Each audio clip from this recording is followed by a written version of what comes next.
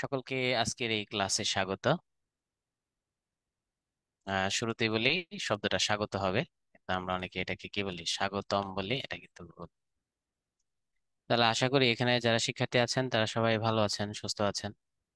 অনেকদিন পর অনেক চড়াই উতরাই পেরিয়ে অনেক বড় সংকটের মুখোমুখি হয়ে একটা বিসিএস এর এত বড় একটা সার্কুলার এসেছে না। এই সুযোগে আর এই সময়ের মধ্যে সকলকে কিন্তু একটা চাকরি ম্যানেজ করতেই হবে। তাহলে সবাই কি আমার কথা ক্লিয়ারলি শুনতে পাচ্ছেন? আশা করি কথা লাউড এন্ড ক্লিয়ার হবে। তাহলে আমরা লেখাপড়া শুরু করি, হ্যাঁ? আমরা দেখি যে লেখাপড়াটা আসলে সাহিত্য এমন একটা জিনিস, এটাকে শুধুমাত্র যে আমরা চাকরির জন্য পড়বো এমন না। সাহিত্যের সাথে কিন্তু প্রচন্ড পরিমাণে ইতিহাস জড়িত আছে। সাহিত্যের মধ্যে যদি কেউ সাহিত্য পড়ে, বাংলা সাহিত্য পড়ে, তাহলে এক সময় সে চর্যাপদের সাথে সাথে সে পাল শাসনামল কেমন ছিল সেটা জানতে পারবে। যদি কেউ বাংলা সাহিত্য পড়ে, তাহলে সে মধ্যযুগে শাসক কে ছিল, যেমন ধরো অন্নদামঙ্গল পড়লে রাজা কৃষ্ণচন্দ্র যে নদিয়া শাসক ছিল, কৃষ্ণচন্দ্র সম্পর্কে প্রচুর জানা যায়। আবার যে কেউ রবীন্দ্রনাথ ঠাকুরের একটা বিখ্যাত উপন্যাস বউ ঠাকুরানী হাট পড়ে, তাহলে সে রাজা প্রতাপাদিত্য, যশোরের রাজা, সে প্রতাপাদিত্য সম্পর্কে সম্পূর্ণ জানতে পারবে। কেউ যদি বঙ্কিমের সীতারাম পড়ে, তাহলে সে পুরোপুরি যে মাগুরা এলাকার আগের নাম ছিল হচ্ছে ভূষণা, মাগুরার মোহাম্মদপুর নামে একটা উপজেলা আছে, সে সীতারাম সম্পর্কে বিস্তারিত জানতে পারবে। কেউ যদি শরৎচন্দ্রের পথের দাবি উপন্যাস পড়ে, তাহলে সে কিন্তু পথের দাবি উপন্যাসের মাধ্যমে তাহলে আমরা দেখতে পাবো 1905 সালের পর যে বিপ্লবী কিছু সংগঠন সৃষ্টি হয়েছিল, ক্ষুদিরাম, প্রফুল্ল চাকি, মাস্টারদা সূর্য সেন। এই বিপ্লবীরা কিভাবে তাদের জীবন অতিবাহিত করতো, তাদের জীবনে কিভাবে তারা অস্ত্র চালনা করতো, কিভাবে তারা গোপনে অস্ত্র চালনা নিয়ে আসতো, এই সবগুলা জানা যায়। তাহলে আমরা যেটা পড়বো, সাহিত্যকে শুধুমাত্র একটা সাহিত্য হিসেবে পড়বো না। সাহিত্যকে আমাদের পড়তে হবে, একটা সাহিত্য মানে হচ্ছে একটা দেশের ইতিহাস। একটা সাহিত্য মনে হচ্ছে মানুষ আগে কেমন ছিল, সে কি খাইতো, কি পরিধান করতো, তার আর্থিক অবস্থা কেমন ছিল, সেসব। একটু যদি আজকে আমাদের চর্যাপদ নাই, তো আমরা বলি 1000 বছর আগে আমরা তো শুনেছি কত ধনী ছিলাম, কিন্তু আসলে না। চর্যাপদ দেখলে দেখি আমরা হাড়িতে ভাত নাই নীতি আবেশিক, অর্থাৎ হাড়িতে ভাত নাই, মানুষ অত্যন্ত গরিব ছিল। নগর বাহিরে ডম্বিত হারি করিয়া, অর্থাৎ এই নারীটা সে টাকার দায়ে দেহ বিক্রি করতো, তাই তাকে এলাকায় রাখা হইতো না, নগরের বাইরে পাঠিয়ে দিয়েছে। তাহলে মানুষ এত গরিব ছিল।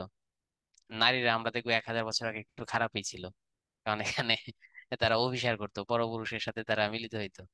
এটাও কিন্তু চর্যাপদে আছে, 1000 বছর আগে নারীদের এই ক্যারেক্টার সম্পর্কে চর্যাপদে বলা আছে। শাশুড়ি নিত দিল বহুরি জাগই, কানের চির নিল কাগই মাগই, দিবসী বহুরি কাউরি ডর পাই, রাতি বইলে কামরূপ যায়। দিনের বেলা বউ কাওয়া দেখলে ভয় পায়, কিন্তু রাতের বেলা বউ অন্য মানুষের সাথে হাসা খেলা করতে যায়। এখন এই যে ঘটনা, তাহলে আমরা যে সাহিত্যটাকে কেউ যদি শুধুমাত্র বিসিএস হিসেবে পড়ি, তাহলে সে পড়তে পারি, বিসিএস ক্যাডার হয়ে গেলে উত্তম। তাহলে সেটাও পড়তে হবে। সাহিত্যটাকে পড়তে হবে ইতিহাস অনুসারে, সাহিত্যটাকে পড়তে হবে 1000 বছর আগের ইতিহাস, 50 বছর, 500 বছর আগের ইতিহাস, আর বর্তমানে 80 বছর আগের ইতিহাস, এসব এসব নিয়ে পড়তে হবে। ঠিক না? এই যে কেউ যদি লাল সালু পড়ে, তোমরা যা পড়েছো লাল সালু, অথবা তোমরা অনেকে বোধহয় অপরিচিতা গল্পটি পড়েছো রবীন্দ্রনাথ ঠাকুরের, অথবা রবীন্দ্রনাথ ঠাকুরের হৈমন্তী গল্প, এখানে কে কে পড়েছে? হৈমন্তী গল্প পড়লে দেখা যায় যে যৌতুক, আগে যে যৌতুকের কতটা ভয়াবহতা ছিল। একটা মেয়েকে মানুষ মেরে ফেলতো, মেরে ফেলতে ফেলতে তার বিরুদ্ধে মেরে ফেলার জন্য কোনো মামলা হতো না। তাহলে আমরা দেখি যৌতুকের ভয়াবহতা কতটা ভয়ঙ্কর ছিল, সেটা আমরা কিন্তু অপরিচিত গল্পটা পড়লে বুঝতে পারি, বা আদার্স যে দেনা পাওনা গল্প আছে সেই দেনা পাওনা গল্প বললে আমরা বুঝতে পারি। তাহলে আমরা আজ থেকে সাহিত্যটাকে পড়বো, সাহিত্যটাকে শুধুমাত্র সাহিত্য হিসেবে দেখবো না, সাহিত্যটাকে দেখবো একটা সমাজ হিসেবে, সাহিত্যটাকে দেখবো 1000 বছরের ইতিহাস হিসেবে। তাই আমরা যে আজকে পড়বো মধ্যযুগে যে বাংলা সাহিত্য আছে, এখানে কি ইতিহাস আছে? হ্যাঁ, আছে। আমি যদি তোমাদের একটা প্রশ্ন ছুড়ে দেই, অনেকেই পারবে। আহ সেটা হচ্ছে, বাংলাদেশে ইসলামের সূচনাটা আসলে কোন বিভাগ থেকে হয়েছে? কেউ না কেউ পারবে, সবাই পারতে হবে এমন কথা না, কারণ আমি এখনো বলি নাই পারবা কেমনে। তারপর কেউ না কেউ জানবে ইসলামের সূচনা কোথা থেকে হয়েছে। বাংলাদেশের ইসলামের প্রবেশদ্বারই বলা হয় এই বিভাগটাকে, সেই বিভাগটার নাম কি? এই যে দেখছো তোমরা অনেকেই কিন্তু পারছো, চট্টগ্রাম বিভাগ। হ্যাঁ, ইসলামের সূচনা হয়েছে চট্টগ্রাম বিভাগ থেকে। দু একজন সিলেট দিয়েছে, তারপর তোমাকে ধন্যবাদ। কিন্তু ইসলামের সূচনাটা কিন্তু চট্টগ্রাম বিভাগ থেকে। কারণ চট্টগ্রাম আমাদের একটা কি ছিল, বন্দর ছিল। তো চট্টগ্রাম আমাদের একটা বন্দর ছিল আগে থেকেই। সেটা ওই আমাদের দেশে যখন নবম শতকে, মানে 800 সালের পর ইসলামের সূচনা হয়, তখন এই সবাই কিন্তু এই আরব বণিকরা আমাদের দেশে কোথায় আসে? শোনা যাচ্ছে না? শোনা যাচ্ছে না, শুধু একজন বলেছে, আর বাকি সবাই তো মনে হয় শুনতে পাচ্ছে। যে আরব বণিকরা আছে, সেই আরব বণিকরা এসে সবাই তাদের শিপ ভিড়িয়েছে কোথায়? সব তাদের জাহাজ ভিড়িয়েছে চট্টগ্রামে। তাহলে চট্টগ্রাম থেকে কিন্তু ইসলামের ব্যাপক প্রচার হয়েছে। এখন বলতে পারো যে ভাই আপনি এটা কোথায় পেয়েছেন? হ্যাঁ, আমি এটা পেয়েছি। কোথায় পেয়েছি? সাহিত্যে পেয়েছি। এই যে আরাকান রাজসভার যত সাহিত্য আমরা পড়েছি তার সবকিছু দেখতে পাবো চট্টগ্রাম থেকে ইসলামের বিজয় শুরু হয়েছে। এমনকি এক সময় বাংলা ভাষাকে মুসলমানরা, দেখি তোমাদের মনে থাকার কথা, বাংলা ভাষাকে মুসলমানরা ভালোবাসিত না ঘৃণা করিত বলো তো? বাংলা ভাষাটাকে মুসলমানরা ভালোবাসিত নাকি ঘৃণা করিত? যারটা শোনা যাচ্ছে না সে একটু বের হয়ে আবার আসো, হ্যাঁ। তাহলে দেখো, বাংলা ভাষায় কিন্তু মুসলমানরা ভালো চোখে দেখতো না, কারণ আমাদের দেশে যখন 900 সালের দিকে আরব বণিকরা চলে আসলো, তখন আরব বণিকদের আরবি ভাষাকে আমরা গ্রহণ করে ফেললাম। একসময় পারস্য থেকে, ইরান থেকে আমাদের দেশে বণিকরা আসলো, সেই ইরানের পারস্য ভাষা বা ফার্সি ভাষাকে আমরা কি করলাম? ভালোবেসে ফেললাম। তাহলে আমাদের ভালোবাসার বিশাল দুইটা উপসর্গ হয়ে গিয়েছিল, একটা হয়ে গেছিল আরবি আর একটা হচ্ছে ফার্সি। তাহলে সবাই আরবি ফার্সি লিখতে কিন্তু পছন্দ করতো, আরবি ফার্সি লিখতে পছন্দ করতো। কিন্তু পরবর্তীতে আমরা দেখি মুসলমানদের মধ্যে বাংলা ভাষার প্রতি যে ভালোবাসা বা টান, এটা কিন্তু তৈরি করেছে কারা? সব চট্টগ্রামের লেখক। তাহলে দেখো, চট্টগ্রামের লেখক আলাওল মুসলমানদের প্রতি, বাংলা ভাষার প্রতি টান তৈরি করেছেন আমাদের। চট্টগ্রামের লেখক শাহ মোহাম্মদ সগীর, সে কিন্তু বাংলা ভাষার প্রতি টান সৃষ্টি করেছেন। আর চট্টগ্রাম আব্দুল হাকিম, সে কিন্তু বাংলা ভাষার প্রতি টান সৃষ্টি করেছেন। আমরা মর্দানের কথা পড়েছি, মর্দান একজন বিখ্যাত কবি ছিলেন, সে কিন্তু চট্টগ্রামের কবি, সেও বাংলা ভাষার প্রতি আমাদের টান সৃষ্টি করেছেন। শাহ মোহাম্মদ সগীর সর্বপ্রথম মধ্যযুগে বাংলা ভাষায় কি লিখেছেন? সাহিত্য লিখেছেন, তোমরা জানো, ইউসুফ জুলেখা। এই শাহ মোহাম্মদ সগীরের বাড়িও কিন্তু চট্টগ্রাম, আলাওলের বাড়ি চট্টগ্রাম, মর্দানের বাড়ি চট্টগ্রাম, দৌলত কাজী বাড়ি চট্টগ্রাম, এই সব কিছু কিন্তু চট্টগ্রাম। তাহলে আমাদের ইসলামের সূচনা হয়েছে, ইসলামের প্রবেশদ্বার চট্টগ্রাম, সেটাও আমি সাহিত্য থেকে জেনেছি। আবার দেখবো আমাদের যে সাহিত্যের সূচনা, মুসলমানরা যে বাংলা ভাষাকে ভালোবাসতে শুরু করলো, সেটার সূচনা কিন্তু চট্টগ্রামের কবির দ্বারা। তাহলে সেই হিসাবে আজকে যারা এখানে চট্টগ্রামের মানুষ আছো, কেউ কি আছো, তারা গৌরব করতেই পারো আজ থেকে দুইটা বিষয়। এক হচ্ছে নবম শতকে যখন এই ইসলামের আমাদের দেশে ইসলামের প্রচার শুরু হয়, সেটা শুরু হয়েছে চট্টগ্রাম থেকে, ইসলামের প্রবেশদ্বার বলা হয় চট্টগ্রামকে। এরপর হচ্ছে আমাদের সাহিত্যিকরা বাংলা ভাষা লেখালেখি শুরু করছেন, তাদেরও সবার বাড়ি কোথায়? চট্টগ্রাম। চট্টগ্রামের কেউ আছো এখানে? আচ্ছা, এখানে বোধহয় চট্টগ্রামের কাউকে আমরা খুঁজে পাচ্ছি না। ও আছে, আছে, আছে, কয়েকজন আছে। তাহলে ইসলামের প্রবেশদ্বার চট্টগ্রাম, এমনকি বাংলা সাহিত্যের সূচনা লগ্ন সেটা চট্টগ্রাম। এবার আমি একটা কথা বলে দিয়েছিলাম, তোমরা অ্যান্সার দাও। দেখি, বাংলা সাহিত্যে যিনি মধ্যযুগীয় মুসলমানদের মধ্যে প্রথম লেখালেখি শুরু করছেন, প্রথম মুসলিম সাহিত্যিক শাহ মোহাম্মদ সগীর। তোমাদের বলতে হবে শাহ মোহাম্মদ সগীরের বাড়ি কোথায়। এই সূর্য লেখা যিনি লিখেছেন, হ্যাঁ, তার বাড়িও কিন্তু চিটাগাং। তাহলে আমরা চিটাগাং এর কাছে ঋণী ইসলামের প্রসারের জন্য, ইসলামের সাহিত্যের জন্য। এবং তোমরা জানো যে আগে যারা চর্যাপদ লিখেছে তারা পদ্য ছিল। তারপর মধ্যযুগে যারা সাহিত্য লেখা শুরু শুরু করেছে, শ্রীকৃষ্ণ কীর্তন, বৈষ্ণব পদাবলী, জীবনী সাহিত্য, অনুবাদ সাহিত্য, এই যে এরা সবাই কিন্তু হিন্দু ছিল। এই যে মুসলিম সাহিত্যকদের আমরা পাই, সর্বপ্রথম মুসলিম সাহিত্যিকদের আমরা কোথায় পাই? এই রোমান্টিক প্রণয় উপাখ্যানে আমরা মুসলিম সাহিত্যিকদের পাই। এই মুসলিম সাহিত্যিকরা কিন্তু এই রোমান্টিক প্রণয় উপাখ্যানটা শুরু করেছে। সবার আগে শুরু করেছে শাহ মোহাম্মদ শফী, ঠিক না? তাহলে সাহিত্যে এই মুসলমানরা বাংলাকে ভালোবাসতে শুরু করলো, এই বাংলা ভাষায় তারা সাহিত্য রচনা শুরু করলো। শাহ মোহাম্মদ ফকিরের হাত ধরে শুরু। এটা ব্যাপক হারে বিকাশ লাভ করেছে আলাওলের হাত ধরে। তাহলে শুরু কিন্তু শাহ মোহাম্মদ ফকিরের হাত ধরে, আর ব্যাপক বিকাশ লাভ করেছে আলাওলের হাত ধরে। তাহলে একটা জিনিস আমি তোমাদের জানতে চাই, তাহলে বলো দেখি, মধ্যযুগের সর্বশ্রেষ্ঠ মুসলিম কবির নাম কি? মীর মুশাররফ আধুনিক যুগে ভাইয়া, মীর মুশাররফ আধুনিক যুগে, 1800 সালের পর। মধ্যযুগের সর্বশ্রেষ্ঠ মুসলিম কবির নাম কি? আলাওল। আর মধ্যযুগের প্রথম, শুধু মধ্যযুগের না, টোটাল বাংলা সাহিত্যে প্রথম মুসলিম কবির নাম কি বলো? কুলসুম, তুমি একটু লগ আউট হয়ে আর একটু লগ ইন করো। Thank you. শাহ মোহাম্মদ সগীর, তার বাড়ি চট্টগ্রাম, আলাওলের বাড়ি চট্টগ্রাম, মর্দানের বাড়ি চট্টগ্রাম, দৌলত কাজীর বাড়ি চট্টগ্রাম। তুই চিন্তা করতে পারো? হ্যাঁ, ইসলামের প্রসার চট্টগ্রাম, ইসলামের প্রবেশদ্বার চট্টগ্রাম। আমরা আরেকটা জিনিস তোমাদের আমি বলে দিই, শায়েস্তা খান, তার বাড়ি ছিল কোথায়? চট্টগ্রাম। যেহেতু এত কিছু, সে আমাদের চট্টগ্রামের শাসক ছিল, যাই হোক। এই শায়েস্তা এত কিছু যেহেতু চট্টগ্রাম থেকে, একটা জিনিস আমি তোমাদের যারা চট্টগ্রামে বাড়ি আছো তাদের কাছে জানতে চাই, যে চট্টগ্রামের একটা সাবেক নাম ছিল মুসলিম আমলে, তোমরা কি বলবা সেই চট্টগ্রামের নামটা কি ছিল? আমার বাড়ি শরীয়তপুর। আমি দেলোয়ার দুলাল, 35তম বিসিএস ক্যাডার, আমার বাড়ি শরীয়তপুর। এই যে কারেক্ট, অনেকে অ্যান্সার দিয়েছে ইসলামাবাদ। এবার বুঝতে পেরেছো কেন চট্টগ্রামের নামটা ইসলামাবাদ? চট্টগ্রামের নামটা ইসলামাবাদ এই কারণে, ইসলামের প্রবেশদ্বার। ঠিক আছে, তাহলে আমরা বুঝলাম যে সাহিত্যের সাথে আমাদের ইতিহাসটাকে মিশিয়ে পড়তে হবে।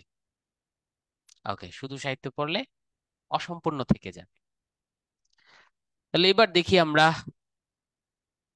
অনুবাদ সাহিত্য আজকে আমাদের কন্টেন্ট হবে অনুবাদ সাহিত্য। তো অনুবাদ সাহিত্য যদি আমাদের কন্টেন্ট হয়, আমি মধ্যযুগের একটা সাহিত্যকে একটা গ্লান্স টোটাল মধ্যযুগটাকে আমি টেনে তারপর অনুবাদ সাহিত্যে ঢুকে যাব। মধ্যযুগ সবাই তোমরা জানো 1201 থেকে কত সাল, 1800 সাল, ঠিক না? ওকে। এই মধ্যযুগের মধ্যে সাহিত্যগুলোকে আমরা দেখতে পাই একমাত্র মধ্যযুগেই।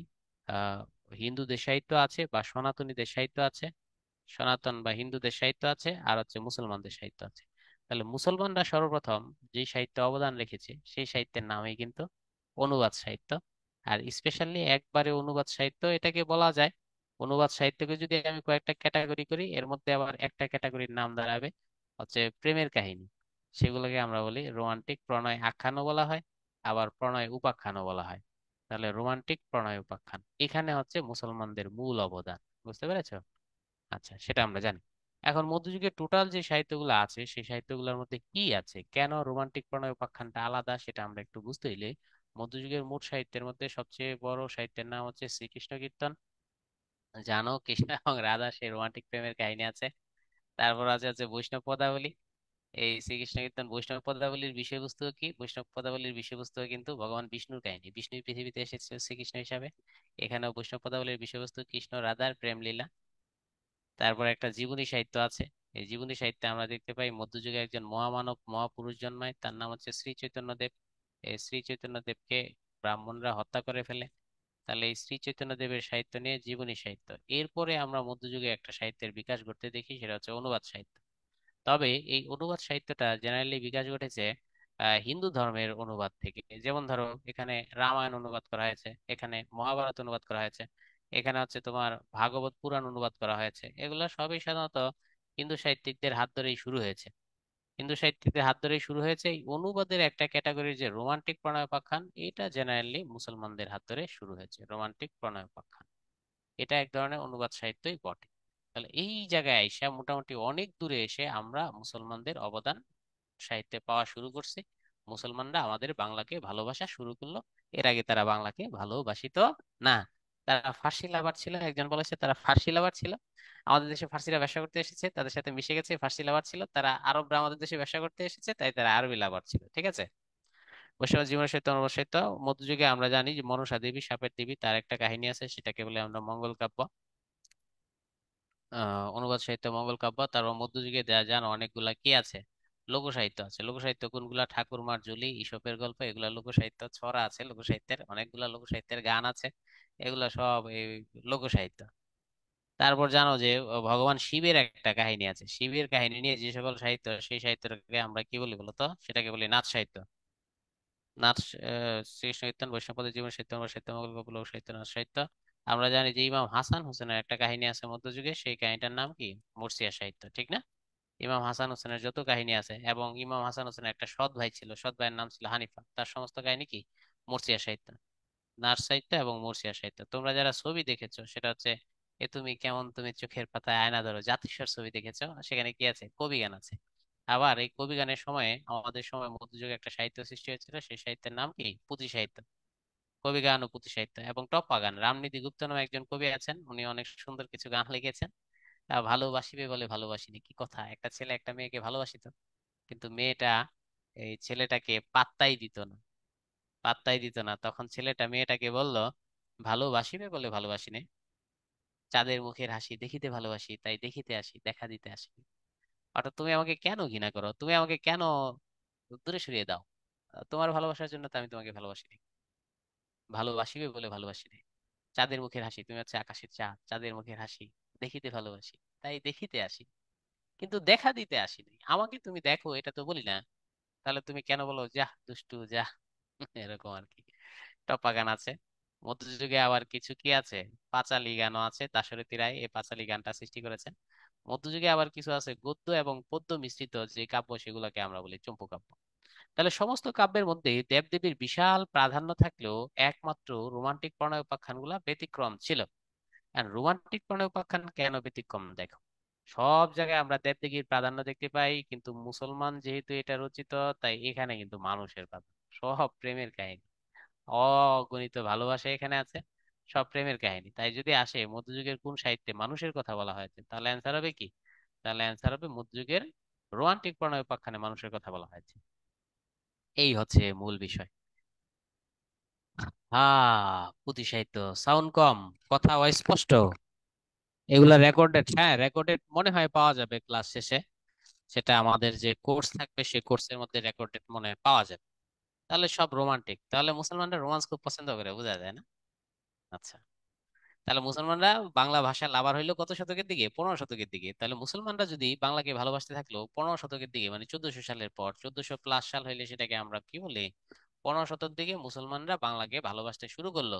আব্দুল হাকিম তো ডাইরেক্ট যুদ্ধ শুরু করে দিছে। আব্দুল হাকিম তো বলেছিল, যেসব জন্মে বঙ্গে হিংসে বঙ্গবাণী, সেসব কাহার জন্ম নির্ণয় ন জানি। অর্থাৎ যারা বাংলায় জন্মে বাংলাকে ঘৃণা করে তাদের জন্মেরই ঠিক নাই। তাহলে আব্দুল হাকিম কিন্তু একদম যুদ্ধ ঘোষণা করে দিয়েছিল। অনেকে বলেন ভাষা আন্দোলন শুরু হয়েছে 1947-এ, কিন্তু বাংলার ছাত্র হিসাবে আমি বলি ভাষা আন্দোলন শুরু হয়েছে 15 শতকে। আর ভাষা আন্দোলনের প্রথম সৈনিক হচ্ছে আব্দুল হাকিম। এই কথাটা আমি প্রায়ই বলি। ঠিক আছে। আচ্ছা, তাহলে আমরা এই রোমান্টিক প্রণয়োপাখ্যান পড়বো আর অনুবাদ সাহিত্য পড়বো, ঠিক আছে? এখন আমাদের আজকের আলোচ্য বিষয়, তাহলে আমরা মোট মধ্যযুগের টোটাল সাহিত্য সব এখানে দিয়ে দিলাম: শ্রীকৃষ্ণ সাহিত্য, বৈষ্ণব পদাবলী, জীবনী সাহিত্য, অনুবাদ সাহিত্য, মঙ্গল কবি, লঘু সাহিত্য, নাচ সাহিত্য, মরচিকা সাহিত্য, কবিগান, অপুথি সাহিত্য, টপা গান, পাঁচালী গান, শ্যামা সঙ্গীত একটা আছে, মা কালীর কাহিনী, সেটা অবশ্যই এখানে আমি দেই নাই। মা কালীকে নিয়ে যত গান আছে সমস্ত গানকে আমরা কি বলি? শ্যামা সঙ্গীত। এবং চম্পু কাব্য, গদ্য আর পদ্য মিশ্রিত চম্পু কাব্য। আমরা এখন আলোচনায় চলে যাব অনুবাদ সাহিত্য। এবার যা পড়েছি তার থেকে একটু গল্প টল্প করা যায়, করা যায় কিনা? হুম। তাহলে আমরা সাহিত্যকে শুধু সাহিত্য দিয়ে পড়বো না, এটা আমাদের মাথায় রাখতে হবে। সাহিত্যকে আমাদের কি দিয়ে পড়তে হবে? ইতিহাস দিয়ে পড়তে হবে। তাহলে বলো, 15 শতকে, 15 শতকের প্রথম মুসলিম কবির নাম কি? না, সেটা তো আমরা আগে প্রশ্ন করেছি। প্রথম 15 শতকের প্রথম ভাষা সৈনিকের নাম কি, সেই প্রশ্নটা করতে চাইছিলাম। প্রথম ভাষা সৈনিকের নাম কি বলো? আব্দুল হাকিম। থ্যাংক ইউ, হয়ে গেছে। তাহলে এই যে অনুবাদ সাহিত্যটা আমরা পড়ি, অনুবাদ সাহিত্যে দুজনের অবদান আছে, হিন্দুদের অবদান আছে, মুসলিমদের অবদান আছে। তবে হিন্দুদের জেনারেলি শুধু পিওর অনুবাদে, আর মুসলিমদের হচ্ছে অনুবাদের যে একটা প্যাটার্ন আছে, রোমান্টিক প্রণয়োপাখ্যান, মুসলিমদের অবদান হচ্ছে সেই জায়গায় বেশি। আব্দুল হাকিম সব জানে, ঠিক না? এখন এই অনুবাদ সাহিত্য যদি আমরা পড়তে চাই, তাহলে আমরা দেখব এই অনুবাদ সাহিত্য 3 ধরনের সাহিত্য থেকে অনুবাদ করা হয়েছে। কয় ধরনের সাহিত্য থেকে? 3 ধরনের। একটা হচ্ছে তোমার ধরো সংস্কৃত ভাষা থেকে অনুবাদ করা হয়েছে। কিছু সাহিত্য এগুলো সংস্কৃত ভাষায় ছিল ভারতবর্ষে। ভারতবর্ষ কিন্তু সাহিত্যের জন্য খুব সমৃদ্ধ ছিল। বিশেষ করে সংস্কৃত সাহিত্য কিন্তু ম্যাসিভ সমৃদ্ধ। কিছু আবার হিন্দি থেকে। তাহলে দুইটাই কিন্তু ভারতবর্ষ থেকে। সংস্কৃত ভাষা এটা একটা ধর্মীয় ভাষা বলতে পারো, কারণ তাদের রামায়ণের ভাষা সেটা কি সংস্কৃত, তাদের মহাভারতের ভাষা সেটা সংস্কৃত। এরপর হচ্ছে ভারতবর্ষে আমরা দেখবো ভাগবত পুরাণ, সেটার ভাষা সংস্কৃত। এদের 18টি পৌরাণিক কাহিনী আছে, 18টি পৌরাণিক কাহিনীর মধ্যে প্রায় সবই সংস্কৃত। তাহলে সংস্কৃত ভাষা অনেক সমৃদ্ধ ভাষা। এরপর আমরা বর্তমানে ভারতের হিন্দি ভাষা দেখি, হিন্দি ভাষা থেকেও কিছু অনুবাদ করা হয়েছে। আর আমাদের মুসলমানদের খুব প্রিয় ছিল কি? আরবি ফার্সি। কারণ কেন আরবি আর ফার্সি? কারণ আমাদের দেশে যারা ব্যবসা করেছে, চট্টগ্রামে যারা ব্যবসা করতে এসেছে, তাদের বেশিরভাগ ছিল আরবি, আরব এবং পারস্য থেকে, মানে ইরান থেকে। এই জন্য আরবি ফার্সি ভাষা থেকে অনুবাদ করা হয়েছে। তাহলে আমরা অনুবাদ সাহিত্যকে কয়টা প্যাটার্নে ভাগ করতে পারি? 3টা প্যাটার্ন: সংস্কৃত থেকে, হিন্দি থেকে, আরবি ফার্সি থেকে। এখন প্রশ্নটা আসে কিভাবে জানো? প্রশ্নটা আসে নিচের কোন গ্রন্থটি সংস্কৃত থেকে অনুবাদ করা হয়েছে। তা সেগুলো আমরা জানি, মহাভারত। সংস্কৃত থেকে যে কটা অনুবাদ করা হয়েছে সেটার নাম কি? মহাভারত। একটা বিখ্যাত গ্রন্থ মহাভারত। হুম। তারপর আমরা দেখব, মহাভারতের পর আমরা দেখব হচ্ছে, মহাভারত তো পরে, তাই আমরা সিকোয়েন্স অনুযায়ী দিই, রামায়ণ। সবার আগে অনুবাদ করা হয়েছে কি? রামায়ণ। 2 নম্বর মহাভারত। 3 নম্বর আরো একটা বই অনুবাদ করা হয়েছে, ভাগবত পুরাণ। তাহলে এই সবগুলা কিন্তু হিন্দু ধর্মের ধর্মীয় গ্রন্থ বা পৌরাণিক কাহিনী। তাহলে এরকম তাদের পুরাণ আছে 18টি, কিন্তু আমরা তো আর 18টি পড়বো না। আমরা যেগুলো বাংলায় পাই, রামায়ণ সংস্কৃত ভাষায় লেখা ছিল, সেটাকে বাংলায় অনুবাদ করা হয়েছে। মহাভারত সংস্কৃত ভাষায় লেখা, বাংলায় অনুবাদ। ভাগবত পুরাণ বাংলায় অনুবাদ করা হয়েছে। আর হিন্দি ভাষা থেকেও কিছু বই অনুবাদ করা হয়েছে। হিন্দি কিছু বইয়ের নাম আছে, তোমরা জানো, একটা বইয়ের নাম আছে পদু মাহাবত। এই পদু মাহাবত থেকে বাংলায় অনুবাদ করে চেঞ্জ করা হয়েছে। হিন্দি বইগুলো শেষে ত থাকে, খণ্ড ত থাকে। যেমন ধরো পদু মাহাবত, এই পদু মাহাবত থেকে অনুবাদ করে বাংলায় অনুবাদ করে আলাওল নাম দিয়েছেন কি? পদ্মাবতী, ঠিক না? পদু মাহাবত।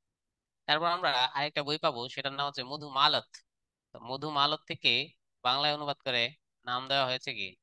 নাম দেওয়া হয়েছে মধু মালতী। দেখো, হিন্দিতে খণ্ড তো থাকে, বাংলাদেশে কি হয়ে যায়, তি হয়ে যায়। আরেকটা বই ছিল মইনা সৎ। তাহলে মইনা সৎটাকে বাংলায় অনুবাদ করে নাম দেওয়া হয়েছে সতী ময়না। সতী ময়না। তাহলে বোঝা যায় এখানে নায়িকার নাম ময়না হবে, সে অত্যন্ত সতী হবে। তবে নামটা আরো বাড়ানো হয়েছে, যেহেতু এটা দুইজনে মিলে লিখেছে। আল্লাহ এটা হাত আছে। এই সুধী ময়না ও লোরচন্দ্রানী পরে নামটা আরো বড় করা হয়েছে, এটা এসেছে মইনা সৎ থেকে। তাহলে সতী ময়না ও লোরচন্দ্রানী কোন গ্রন্থ থেকে এসেছে, মইনা সৎ থেকে। এবার পরীক্ষা আসে, আবার পরীক্ষা আসে পদ্মাবতী কোন গ্রন্থ থেকে এসেছে, মধুমাবত থেকে। মধুমালতী কোন গ্রন্থ থেকে এসেছে, মধুমালত থেকে। আবার আসে পদ্মাবতী কোন ভাষা থেকে এসেছে, হিন্দি ভাষা থেকে। মধুমালতী কোন ভাষা থেকে, হিন্দি ভাষা থেকে। এইভাবে আর কি প্রশ্নগুলোর প্যাটার্ন হয়ে থাকে। আরবি ফার্সি থেকে বই এসেছে ম্যাসিভ বই। আমি কয়েকটা নমুনা শুধু তোমাদের দেখিয়ে দেই। যেমন তাহলে লাইলি ওয়া মাজনু, ওটা আগে দিব না, আগে দিব ইউসুফ ওয়া জুলেখা। এটাকে আমাদের চট্টগ্রামের কবি শাহ মোহাম্মদ শকির, এটাকে তিনি অনুবাদ করে নাম দিলেন কি, ইউসুফ এবং জুলেখা। ইউসুফ জুলেখা। তারপর আমরা দেখলাম যে দৌলত কাজী, তিনি চট্টগ্রামের কবি, তিনি অনুবাদ করে এটাকে নাম দিলেন লাইলি ওয়া মাজনুন। লাইলি ওয়া মাজনুনকে তিনি নাম দিলেন কি, লাইলি এবং কি, মজনু। তাহলে দেখা যায় যে ফার্সি যেগুলা, এই শব্দগুলোর মধ্যে কি থাকে, ওয়া থাকে। আবার আলাউলকে দেখি আরবি ভাষা অনুবাদ করতে, যেমন আলিফ লাইলা ওয়া লাইলানি। আলাউল ওইটাকে অনুবাদ করে নাম দিলেন সয়ফুল মুলক, সয়ফুল মুলক বদিউজ্জামাল। সয়ফুল মুলক বদিউজ্জামান। আলাউল কিন্তু আলিফ লাইলাকে অনুবাদ করে এই নাম দিলেন। তোফাতুন নেসা একটা বই আছে, সেটাকে আলাউল অনুবাদ করলেন, অনুবাদ করে নাম দিলেন কি, তোফা। তোফা, ঠিক না? তাহলে এইভাবে আমরা আরবি ভাষা থেকে এবং ফার্সি ভাষা থেকে প্রচুর পরিমাণে বই পেয়েছি, সেটা আমরা পড়ব। গুলে বকাওয়ালি আমরা বই পেয়েছি অসংখ্য। তাহলে আমি এখন এখানে দুই একটা প্রশ্ন পড়ে আমি দেখতে চাই কি অবস্থা, মনে আছে কি? তাহলে দেখি তো, ভাগবত পুরাণ বা রামায়ণ মহাভারত কোন ভাষা থেকে অনুবাদ করা হয়েছে? ভাগবত পুরাণ, রামায়ণ মহাভারত সংস্কৃত থেকে, থ্যাংক ইউ। আর পদ্মাবতী, সতীময়না, লোচনরানী, এগুলো কোন ভাষা থেকে অনুবাদ করা হয়েছে? হিন্দি থেকে। আর সয়ফুল মুলক বদিউজ্জামান কোন ভাষা থেকে অনুবাদ করা হয়েছে? সয়ফুল মুলক বদিউজ্জামান, এটা কিন্তু আরবি ভাষা, আলিফ লাইলা থেকে। আলিফ লাইলা ওয়া লাইলা নেই, আরবি ভাষা থেকে। আর ওয়া ওয়া থাকলে সেটা কি হয় সেটা পরে বলছি। যেমন ধরো ইউসুফ ওয়া জুলেখা, এটা থেকে হইলো ইউসুফ জুলেখা। ইউসুফ জুলেখা কোন ভাষা থেকে অনুবাদ করা হয়েছে? সেটা কিন্তু ফার্সি ভাষা। ইউসুফ ওয়া জুলেখা, হ্যাঁ। লাইলি ওয়া মাজনুন, এগুলো হচ্ছে ফার্সি ভাষা থেকে অনুবাদ করা হয়েছে। এখন এখানের সাথে কি ইতিহাস আছে? আছে। এই যে ইউসুফ জুলেখা বললেই কিন্তু একটা ইতিহাস পড়া হয়েছে। এখন যে আমরা যে কয়েকটা লিখলাম, এর মধ্যে আমরা বললাম যে সংস্কৃত সাহিত্য কিন্তু আগে থেকে অনেক সমৃদ্ধ ছিল, সেটা আমরা দেখব। পাশাপাশি হচ্ছে পরে হিন্দি সাহিত্য সমৃদ্ধ ছিল, এরপর হচ্ছে আমাদের বাংলা সাহিত্য আস্তে আস্তে কি হয়েছে, সমৃদ্ধ হয়েছে। সংস্কৃত সাহিত্য কেন সমৃদ্ধ আমরা দেখি। পৃথিবীতে টোটাল 4টি জাত মহাকাব্য আছে। টোটাল জাত মহাকাব্য পৃথিবীতে মাত্র 4টি। এর মধ্যে দুইটাই কিন্তু সংস্কৃত ভাষা। একটা জাত মহাকাব্যের নাম রামায়ণ, আরেকটা জাত মহাকাব্যের নাম মহাভারত, আরেকটা জাত মহাকাব্যের নাম আমার মনে হয় তোমরা জানো, সেটা হচ্ছে ইলিয়ট। আরেকটা জাত মহাকাব্যের নাম ওডিসি। তাহলে এই দুইটাই হচ্ছে হোমারের, আর বাকি দুইটাই ভারতবর্ষের। তাহলে এটা থেকেই বোঝা যায় এগুলা রচিত হয়েছে কিন্তু 2500 বছর আগে। তাহলে এগুলার রচনা কিন্তু 2500 বছর আগে। কিন্তু এগুলা যে অনুবাদ করা হয়েছে, অনুবাদ কি 2.5 বছর আগে? না, এগুলা যখন অনুবাদ করা হয়েছে তখন সেটা মাত্র আজ থেকে 500 বছর আগে। তাহলে আমাদের বাংলা কবিরা অনুবাদ করেছেন 500 বছর আগে, কিন্তু এগুলো রচিত হয়েছে কত বছর আগে, 2500 বছর আগে। তাহলে পৃথিবীতে জাত মহাকাব্য কয়টি? 4টি। এখন একটা প্রশ্ন, জাত মহাকাব্য আমি কিভাবে বুঝবো? এটা জানা আছে কিনা আপনাদের? যদি জানা থাকে আলোচনা নিষ্প্রয়োজন। কোনটাকে আমি বুঝবো জাত মহাকাব্য, কোনটাকে আমি বুঝবো সাহিত্যিক মহাকাব্য, জানা আছে? Yes or no, either yes or no. যদি জানা থাকে তাহলে গুড, প্রচন্ড গুড। জানা না থাকলে আমি বলে দিব নো। আচ্ছা, ঠিক আছে। যেগুলো হচ্ছে বেসিক, আচ্ছা বেসিক হলে সেটাকে জাত মহাকাব্য বলা হয়। স্যাড এবং হিরোইক হলে জাত বলা হয় না ভাইয়া। বেসিকটা হচ্ছে জাত মহাকাব্য। যেমন ধরো আমরা পড়েছি কি, মেঘনাদ বধ, মেঘনাদের কাহিনী, মেঘনাদকে হত্যা করা হয়েছে, তাই কাব্যের নাম হয়েছে কি, মেঘনাদ বধ। তাহলে আমরা কিন্তু বলতে পারি যে মেঘনাদ বধ কোথা থেকে নেওয়া হয়েছে? মেঘনাদ বধের কাহিনী নেওয়া হয়েছে কোথা থেকে? রামায়ণ থেকে। তাহলে এটা তো বেসিক নয়। এটা হচ্ছে সেকেন্ড অপশন। এখন রামায়ণের কাহিনী কোথা থেকে নেওয়া হয়েছে? রামায়ণের কাহিনী তো কোথাও থেকে নেওয়া হয় নাই, এটা তো মৌলিক গ্রন্থ। তখন এটা হয়ে যাবে জাত মহাকাব্য। কিন্তু মেঘনাদ বধের কাহিনী নেওয়া হয়েছে রামায়ণ থেকে, এটা কিন্তু বলা যায়। তাহলে মহাভারতের ধরো এখানে আমরা দেখবো শ্রীকৃষ্ণ বিজয় বা আদার্স, ধরো আমরা একটা ইয়ের কথাই বলি, আমরা যে পড়েছি শ্রীকৃষ্ণ কীর্তন, এটার কাহিনী নেওয়া হয়েছে মহাভারত থেকে। কিন্তু মহাভারতের কাহিনী কোথা থেকে নেওয়া আছে এটা কিন্তু বলা যায় না। যখন যে সমস্ত মহাকাব্যগুলা সর্বপ্রথম বেসিক হয়, যাদের কাহিনী অন্য কোথাও থেকে চুরি করা হয় নাই, সেগুলো হচ্ছে জাত মহাকাব্য, এরকম ইলিয়াড এবং ওডিসি। আর অন্যান্য যে মহাকাব্যগুলো আছে সেগুলো হচ্ছে সাহিত্যিক মহাকাব্য। যেমন ধর বৃত্তং সংহার, বৃত্তং সংহারের কাহিনী নেওয়া হয়েছে মহাভারত থেকে, কিন্তু মহাভারত কাহিনী কোথা থেকে নেওয়া হয়েছে এটা তো বলতে পারবো না। তারপর তুমি রৈবত, কুরুক্ষেত্র, প্রবাস, এই সবগুলোর কাহিনী নেওয়া হয়েছে মহাভারত থেকে। যে মহাকাব্যগুলো রৈবত, কুরুক্ষেত্র, প্রবাস, এই সবগুলোর কাহিনী নেওয়া হয়েছে কিন্তু মহাভারত থেকে। কিন্তু মহাভারতের কাহিনী কোথা থেকে নেওয়া হয়েছে এটা তো কোনো সোর্স নাই। তখন এগুলাকে জাত মহাকাব্য বলা হয়। তাহলে জাত মহাকাব্য কি ক্লিয়ার? জাত মহাকাব্য বোঝা গেল? Good, thank you. তাহলে এখন যে আমরা অনুবাদ সাহিত্যে দেখতে পেলাম, অনেকগুলা গ্রন্থ দেখতে পেলাম এখানে, স্পেশালি সংস্কৃত ভাষার গ্রন্থগুলো 2500 বছর আগে লেখা ছিল, কিন্তু বাংলায় সেটাকে অনুবাদ করা হয়েছে মাত্র 500 বছর আগে, 15 শতকের দিকে। তাহলে সেই হিসেবে 500 বছর আগে। এখন এখানে যে আমরা অনেকগুলো বই দেখলাম, রামায়ণ, মহাভারত, ভাগবত পুরাণ, পদ্মাবতী, মধুমালতী, সুতিমানা, লোকচন্দ্রানী, ইউসুফজুলেখা, লাইলি মজনু, সৈফুল মুলক, বদিউজ্জামান, তো আরো আমরা পড়বো সামনে। এর মধ্যে কোনটার প্রতি একটু আগ্রহ আছে, কোনটার কাহিনী একটু শুনতে চান আপনারা? কাহিনী সবগুলোর কাহিনী সুন্দর, আর সবগুলোর কাহিনী এতই সুন্দর, এতই মজার, সব শুনতে চান? ওরে দারুণ ব্যাপার তো। বিশাল ইন্টারেস্ট আছে আপনাদের, কৌতূহল আছে। এই যে এগুলার কাহিনী এতই মজা যে রামায়ণের কাহিনী এত সুন্দর, মহাভারতের কাহিনী এত সুন্দর, এমনকি ভাগবত পুরাণের কাহিনী এত সুন্দর, যে আমাদের 15 সালের দিকে এই দেশে সব ক্ষমতায় কারা ছিল? 15 সালের দিকে কিন্তু এই দেশে আর হিন্দুরা, সনাতনরা ক্ষমতায় ছিল না, সব ক্ষমতায় ছিল মুসলমানরা। তাহলে 15 সালের দিকে সব যেহেতু ক্ষমতায় মুসলমানরা ছিল, তাহলে আমরা দেখতে পাবো কি, দেখতে পাবো, আমরা দেখতে পাবো যে এই মুসলমানরা রামায়ণ অনুবাদের জন্য টাকা দিছে, এই মুসলমান সুলতানরা মহাভারত অনুবাদের জন্য টাকা দিছে, এই মুসলমান সুলতানরা এই ভাগবত ওই ইয়ে পুরাণ অনুবাদের জন্য কি দিছে, টাকা দিছে। এরাই কিন্তু সব টাকাগুলা দিছে। কাহিনী সুন্দর হওয়ার কারণে এই মহাভারতটা তো আলাউদ্দিন হোসেন শাহ মহাভারত অনুবাদ করাইছে 2বার। মহাভারতের কাহিনী তার এত ভালো লেগেছে আলাউদ্দিন হোসেন শাহের, পরবর্তীতে সে এটাকে কয়বার অনুবাদ করাইছে? 2বার অনুবাদ করাইছে। প্রথমে তার সেনাপতি পরাগল খা তাকে টাকা দিছে, তাই সেটাকে বলা হয় পরাগলি মহাভারত। এরপর আমরা দেখবো যে পরাগল খা গেছে গা মইরা, পরাগল খা মরে যাওয়ার পর তার একটা ছেলে ছিল, তার ছেলের নাম কে জানো তোমরা, বলো তো? এই আলাউদ্দিন শাহ হোসেন শাহ সেনাপতি ছিল পরাগল খা। এই পরাগল খা, আমি 1500 সালের কথা বলছি, পরাগল খা মরে গেছে গা। পরবর্তীতে তার একটা ছেলে ছিল, তার ছেলের নাম ছিল সুটি খান। অধিকারী, ধন্যবাদ তোমাকে, রিয়াদ ধন্যবাদ। ভালো মেধা আছে দেখা যায়, খুব সাগাসাস পার্সন, সেইস পার্সন, সিপিয়েন্ট পার্সন, খুব জ্ঞানী, ডিসক্রিট পার্সন, প্রুডেন্ট পার্সন তোমরা ইয়ার।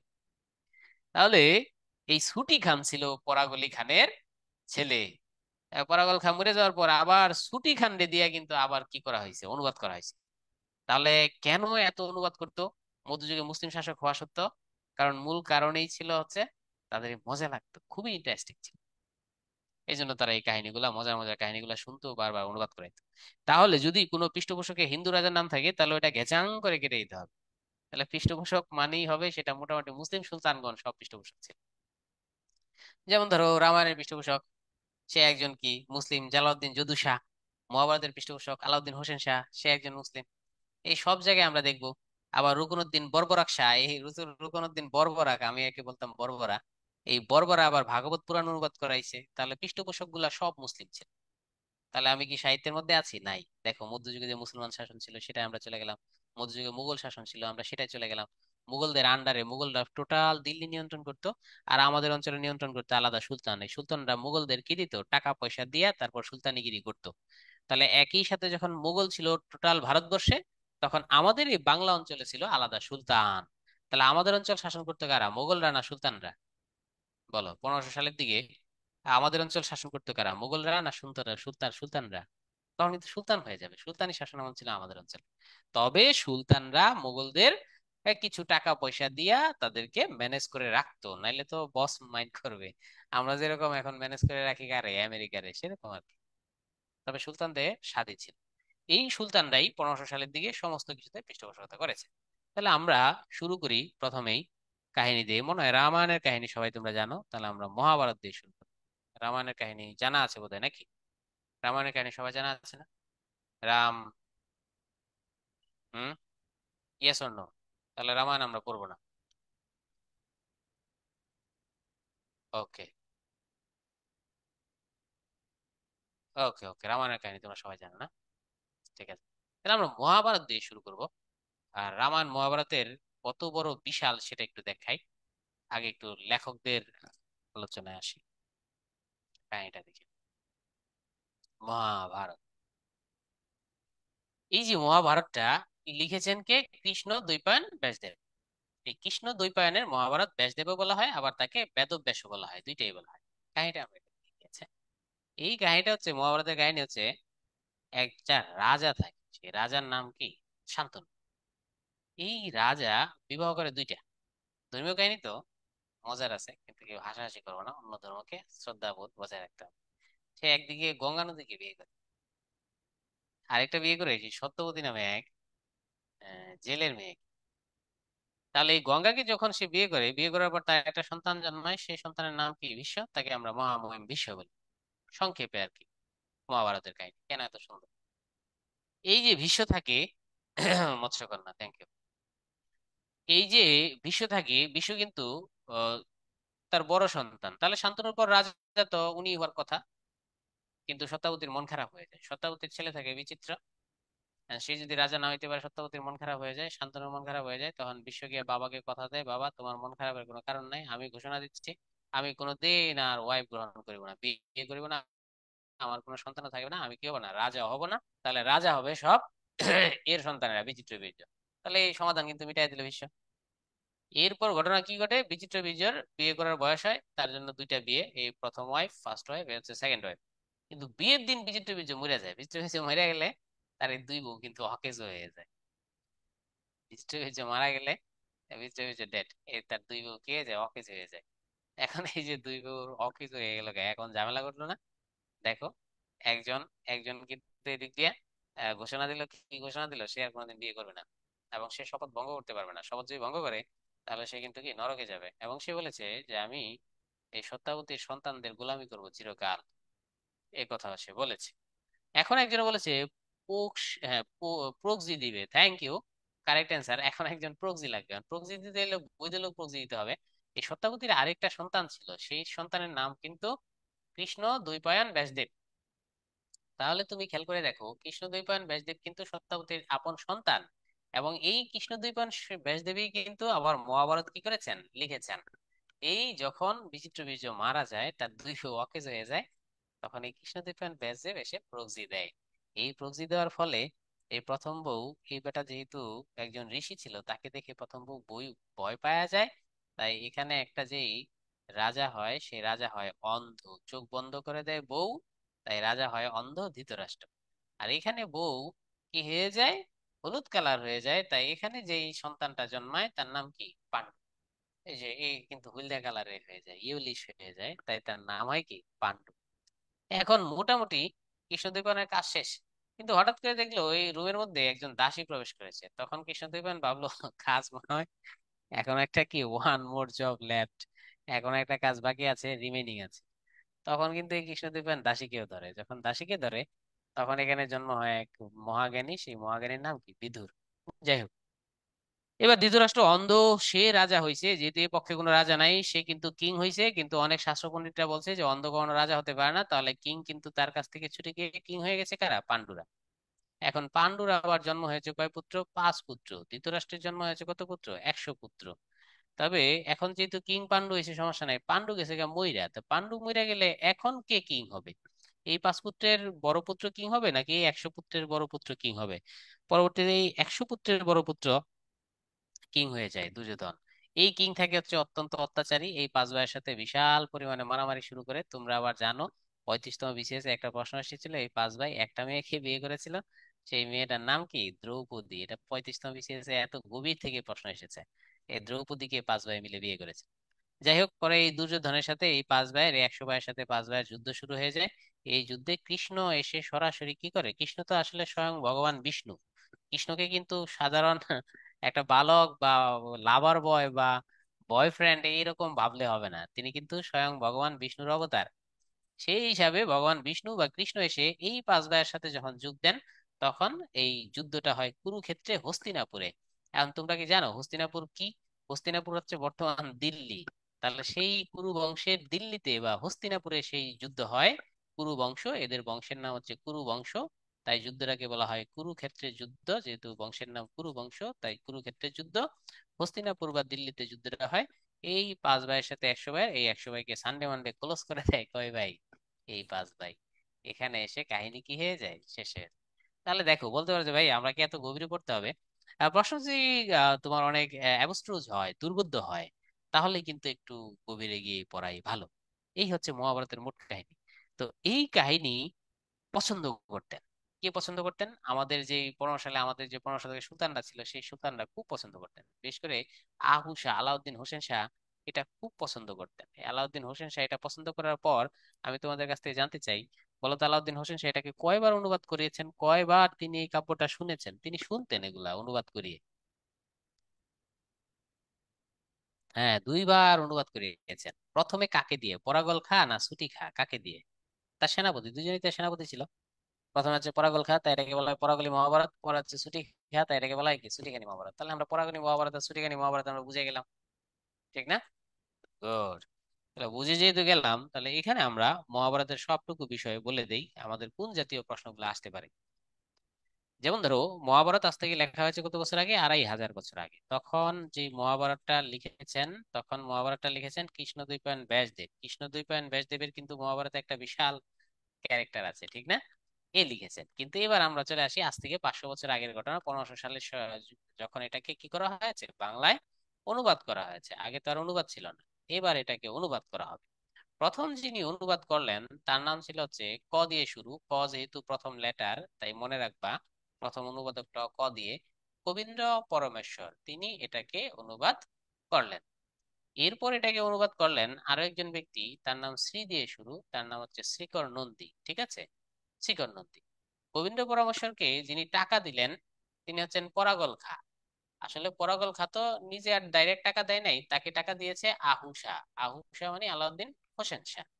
এরপর যখন আবার পরাগল খা গেল গা মইরা, তখন সুটি খা হইল কি নতুন সেনাপতি। পরাগল খার ছেলে সুটি খা, ভাগ্য ভালো তার আর কোনো ছেলে নেই, থাকলেই তো রুটি খা। আমার মজাই লাগে সুটি খা নামটা শুনতে, সুটি খা রুটি খা, সেই মজার।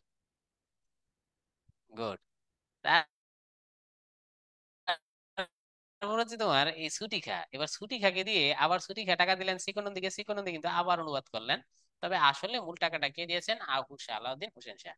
তাই এটাকে আমরা বলি পরাগলি মহাভারত, এটাকে আমরা বলি ছুটিখানি মহাভারত। কিন্তু এই যে মহাভারতটা সম্রাটের আমলে হইলো, এটা অতটা জনপ্রিয় হয় নাই, এটাও অতটা জনপ্রিয় হয় নাই। পরবর্তীতে আবার আমরা দেখবো একজন মহাভারতকে অনুবাদ করেছেন, তার নাম হচ্ছে কাশিরাম দাস।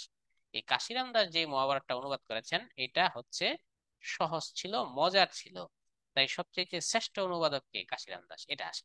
তাহলে কলকাতার যারা বাঙালি তারা কোনটা পড়ে? কাশিরাম দাসের অনুবাদ করে।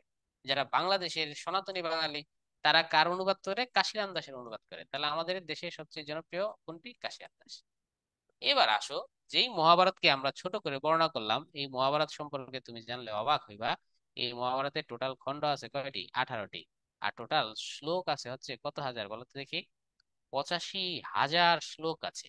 এবার শ্লোক মানে কি? শ্লোক মানে হচ্ছে জেনারেলি 4 লাইনের লাইনকে বলা হয় শ্লোক। তাহলে তুমি চিন্তা করো, 4 লাইনে যদি একটা শ্লোক হয়, তাহলে এটাকে 4 দিয়ে গুণ করো, 4 × 32, প্রায় 3.5 লক্ষ চরণ। প্রায় 3.5 লাখ চরণ এই কৃষ্ণদ্বৈপায়ন ব্যাসদেব লিখেছেন মহাভারতে। তাহলে মহাভারত কত বড় ম্যাসিভ ছিল, এবং সেটা ধৈর্য ধরে আমাদের এই সুলতানরা কি করতেন? মনোযোগ দিয়ে শুনতেন। তবে এদের মহাভারত অনেক বড় হইলো, 2500 বছর আগের মহাভারত অনেক বড় হইলো, এই 500 বছর আগে এদের মহাভারত কিন্তু আবার ছোট আকার, ছোট সাইজ ছিল। এরপর আমরা দেখি মহাভারতকে আরো ছোট করে ফেলা হয়, সেটা হচ্ছে উপেন্দ্র কিশোর রায় নামে একজন আধুনিক যুগের একজন সাহিত্যিক আছেন। উনি আবার ছোটদের মহাভারত, ছোটদের রামায়ণ, এই উপেন্দ্র কিশোর রায় এগুলা লিখতেন। তোমরা বোধহয় শুনেছো, সত্যজিৎ রায়, তার বাবা সুকুমার রায়, সুকুমার রায়ের বাবা উপেন্দ্র কিশোর রায়, তারা আবার মহাভারতকে আরো ছোট করেছেন। নামই দিয়েছেন কি? ছোটদের মহাভারত। হুম। তাহলে দেখো, দেখি তোমাদের মনে আছে কিনা, বলো তো দেখি মহাভারতের শ্লোক সংখ্যা কত? লাইন প্রায় আনুমানিক 3.5 লাখ, কিন্তু শ্লোক সংখ্যা কত? এটা পরীক্ষায় আসে, পরীক্ষায় বিভিন্ন পরীক্ষায় আসে। 85,000 শ্লোক আছে মহাভারতে, থ্যাংক ইউ। আর কতটি খণ্ড আছে মহাভারতে? 85 কে? ওরে কি আছে, কি স্মার্ট পারসন, কি ডেন্ডি ডেপার সাগাসাস পারসন। ঠিক আছে, 18। তাহলে দেখো কৃষ্ণদ্বৈপায়ন সাড়ে সাড়ে 3 লাখ লাইন শুধু কৃষ্ণদ্বৈপায়ন এখানে লিখেছেন। আরেকটা আরেকটা যে মহাকাব্য আমরা পড়লাম সেটা সংস্কৃত ভাষার, ওটার নাম হচ্ছে ভাগবত পুরাণ। ওটার নাম কি? ভাগবত পুরাণ। তুমি অবাক হইবা, এটার লেখক কিন্তু কৃষ্ণদ্বৈপায়ন ব্যাসদেব। এটার মধ্যে শ্লোক সংখ্যা 62,000। তাহলে কি দাঁড়াইলো? কৃষ্ণদ্বৈপায়ন ব্যাসদেব দুইটা মহাকাব্য লিখেছেন, ভাগবত পুরাণও তিনি লিখেছেন, আবার এই কি যেন মহাভারত তিনি লিখেছেন। তাহলে তিনি একটাই 85,000, একটাই 62,000, তাহলে তার সমগ্র জীবন তো গেছে কি করতে করতে? হ্যাঁ, এই মহাকাব্য লিখতে লিখতে গেছে। ভাগবত পুরাণ এত বড় মহাকাব্য। তাহলে আমরা এই কয়েকটা মহাকাব্য দেখলাম, আমরা আরো সংস্কৃত ভাষার সবগুলাই শেষ করে ফেলবো। এখানে দেখি কি অবস্থা। মুসলমান সাহিত্যিকদের অনুবাদ কিন্তু এটার নাম কি? রোমান্টিক প্রণয়োপাখ্যান। এগুলো বেশিরভাগ কি ছন্দে? পয়ার ছন্দে। মধ্যযুগে দেখবা ছন্দই ছিল দুইটা, একটা ছন্দ হচ্ছে পয়ার, পয়ার ও পাঁচালী এটা বলা হয়। মধ্যযুগে যেগুলো ছিল এগুলো সাধারণত পয়ার ও পাঁচালী, তো পয়ারটাই বেশি আসে, পয়ারটাই আনসার, মাথায় রাখবে। পৃথিবীতে জাত মহাকাব্য কয়টি? 4টি। আমরা সেটা দেখে ফেললাম। মহাভারত সম্পর্কে আমরা যা বলছিলাম, মহাভারতের রচয়িতা কৃষ্ণদেব ব্যাসদেব। এর মোট খণ্ড কয়টি? 88টি। এর এই ক্যারেক্টার এই কি যেন শ্লোক সংখ্যা কত? 85,000। এর বিখ্যাত ক্যারেক্টার হচ্ছে 5 ভাই। অর্জুন হচ্ছে 1 ভাই, নকুল হচ্ছে 1 ভাই, যুধিষ্ঠির হচ্ছে সবচেয়ে বড় ভাই, সহদেব, এরা, ভীম, দুর্যোধন।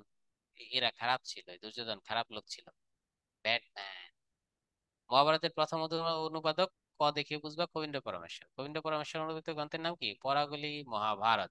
এরপর 2 নম্বর অনুবাদক শ্রীকর নন্দী, তারটাকে আমরা কি বলি? ছুটিখানি মহাভারত। মহাভারতের শ্রেষ্ঠ অনুবাদক কাশীরাম দাস। তাহলে মহাভারতটা আমরা বুঝেই গেলাম, ঠিক না? তাহলে ভাগবত পুরাণটা কিন্তু ইতিমধ্যে আমরা বলে ফেললাম। ভাগবত পুরাণ, ভাগবত পুরাণ সম্পর্কে আরেকটু আমি বলতে চাই। আমরা দেখলাম যে 25,000 বছর, 2,500 বছর আগে রচিত হয়েছে, সবার আগে কিন্তু রামায়ণ। সবার আগে রচিত হয়েছে রামায়ণ, এরপর হচ্ছে মহাভারত, আর 3 নম্বর আমরা দেখলাম ভাগবত। তাহলে এবার বলো তো দেখি, কৃষ্ণদেব ব্যাসদেব কয়টা কয়টা মহাকাব্য লিখেছে? ভাগবত পুরাণের আগে মহাভারত লেখা হয়েছে, ভাগবত পুরাণে হচ্ছে কৃষ্ণের কাহিনী, এই জন্য এটা হয় নাই। Thank you. দুইটা। এবার একজন বলেছে যে সুন্দর প্রশ্ন, আমার খুব ভালো লেগেছে, তুমি খুবই সাহস person, I should text you, আমার তোমার উচ্চ প্রশংসা করা উচিত। দেখো এই যে মহাভারতটা, এটা কিন্তু আগে লেখা হয়েছে। তাহলে মহাভারতের কাহিনীতে আমরা কাকে পাইলাম? ইতিমধ্যে কৃষ্ণকে পাইলাম। মহাভারতের কাহিনী অনেক জায়গায় বিস্তৃত। মহাভারতের প্রথমে দেখি জন্মাইছে তারা বৃন্দাবন এলাকায় জন্মাইছে কৃষ্ণ, আর কে জন্মাইছে? রাধা জন্মাইছে। এরা দুইজনে প্রেম করেছে, সেটাও মহাভারতে আছে। এরপর তারা দেখবো কৃষ্ণের যে মামা, অত্যাচারী মামা, সে কংসকে হত্যা করেছে। হত্যা করার পর যখন তার কাজ শেষ হয়ে গেছে, তখন কৃষ্ণ, তার একটা ভাই আছে বলরাম, এই কৃষ্ণ আর বলরাম কংসকে হত্যা করার পর এই এই দুইজনে কিন্তু আর কি আমাদের অঞ্চলে থাকে নাই। তোমরা জানো যে মহাভারতের কাহিনী কিন্তু বিশাল ব্যাপ্তি। এই হচ্ছে আমাদের ম্যাপ, এখানে হচ্ছে ভুটান, এখানে হচ্ছে নেপাল, এই হচ্ছে ইন্ডিয়া, এই কাশ্মীর টাশ্মীর, এই ইন্ডিয়া। দেখো, প্রথমে ছিল তারা মথুরা অঞ্চলে, এই অঞ্চলে রাধা কৃষ্ণ প্রেম লীলা করেছে, কংসকে হত্যা করেছে। এরপর কৃষ্ণ আর বলরাম কোথায় চলে গেছে? হস্তিনাপুর বা দিল্লিতে চলে গেছে। দিল্লিতে গিয়ে তারা আবার কি করেছে? ওই 100 ভাইকে সানডে মানডে ক্লোজ করেছে। তাহলে মহাভারতের মধ্যে কিন্তু কৃষ্ণের কাহিনী সব চলে এসেছে। এরপর যে ভাগবত পুরাণ যাও, এই ভাগবত পুরাণে কিন্তু আবার এই কৃষ্ণের কাহিনী, আবার এই কৃষ্ণের কাহিনী আছে। যেহেতু এখানেও কৃষ্ণের কাহিনী আছে, তাহলে এটা তো আর জাত হয় না, কারণ জাত তো একটা হয়েই গেছে। এই জন্য এটা আর জাত হয় না। এখন অনেকে প্রশ্ন করতে পারে যে ভাইয়া মহাভারত লেখার পর আবার কৃষ্ণদ্বৈপায়ন ব্যাসদেব ভাগবত পুরাণ কেন লিখলো, আমরা জানি না। তবে ভাগবত পুরাণের মধ্যে কোনটাকে বেশি ফোকাস করা আছে? ভাগবত পুরাণে বেশি ফোকাস করা আছে কৃষ্ণের মৃত্যুকে, কৃষ্ণের মৃত্যু। এবং আমরা দেখতে পাই যে তার বংশ এক সময় কিন্তু অত্যাচার শুরু করেছিল, তখন সে তার বংশকে অভিশাপ দিয়েছিল। তার বংশরা নিজেরাই নিজেদের সানডে মানডে ক্লোজ করে দিয়েছিল। এমনকি কিছু পুরাণ অনুসারে কৃষ্ণ তার বংশকে ধ্বংস করার জন্য কৃষ্ণ তার হাতে একটুখানি বালি নিয়েছিল, তারপর হচ্ছে ছুঁড়ে মেরেছিল, এই বালিগুলো অস্ত্র হয়ে গিয়েছিল।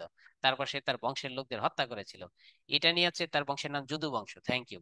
তাহলে ভাগবত পুরাণে বেশি ফোকাস করা হয়েছে কৃষ্ণের মৃত্যুতে, আর মহাভারতে তার কর্মতে বেশি ফোকাস করা হয়েছে, এই জন্য হয়তো বা তিনি এই দুইটা মহাকাব্য লিখেছেন। এবার আমরা যদি দেখি যে রামায়ণটা যখন 500 বছর, আজ থেকে 500 বছর আগে রামায়ণটা অনুবাদ করেছেন, তখন এর নাম হচ্ছে কীর্তিবাস ওঝা। রামায়ণ প্রথম যিনি অনুবাদ করলেন তার নাম কি? কীর্তিবাস ওঝা।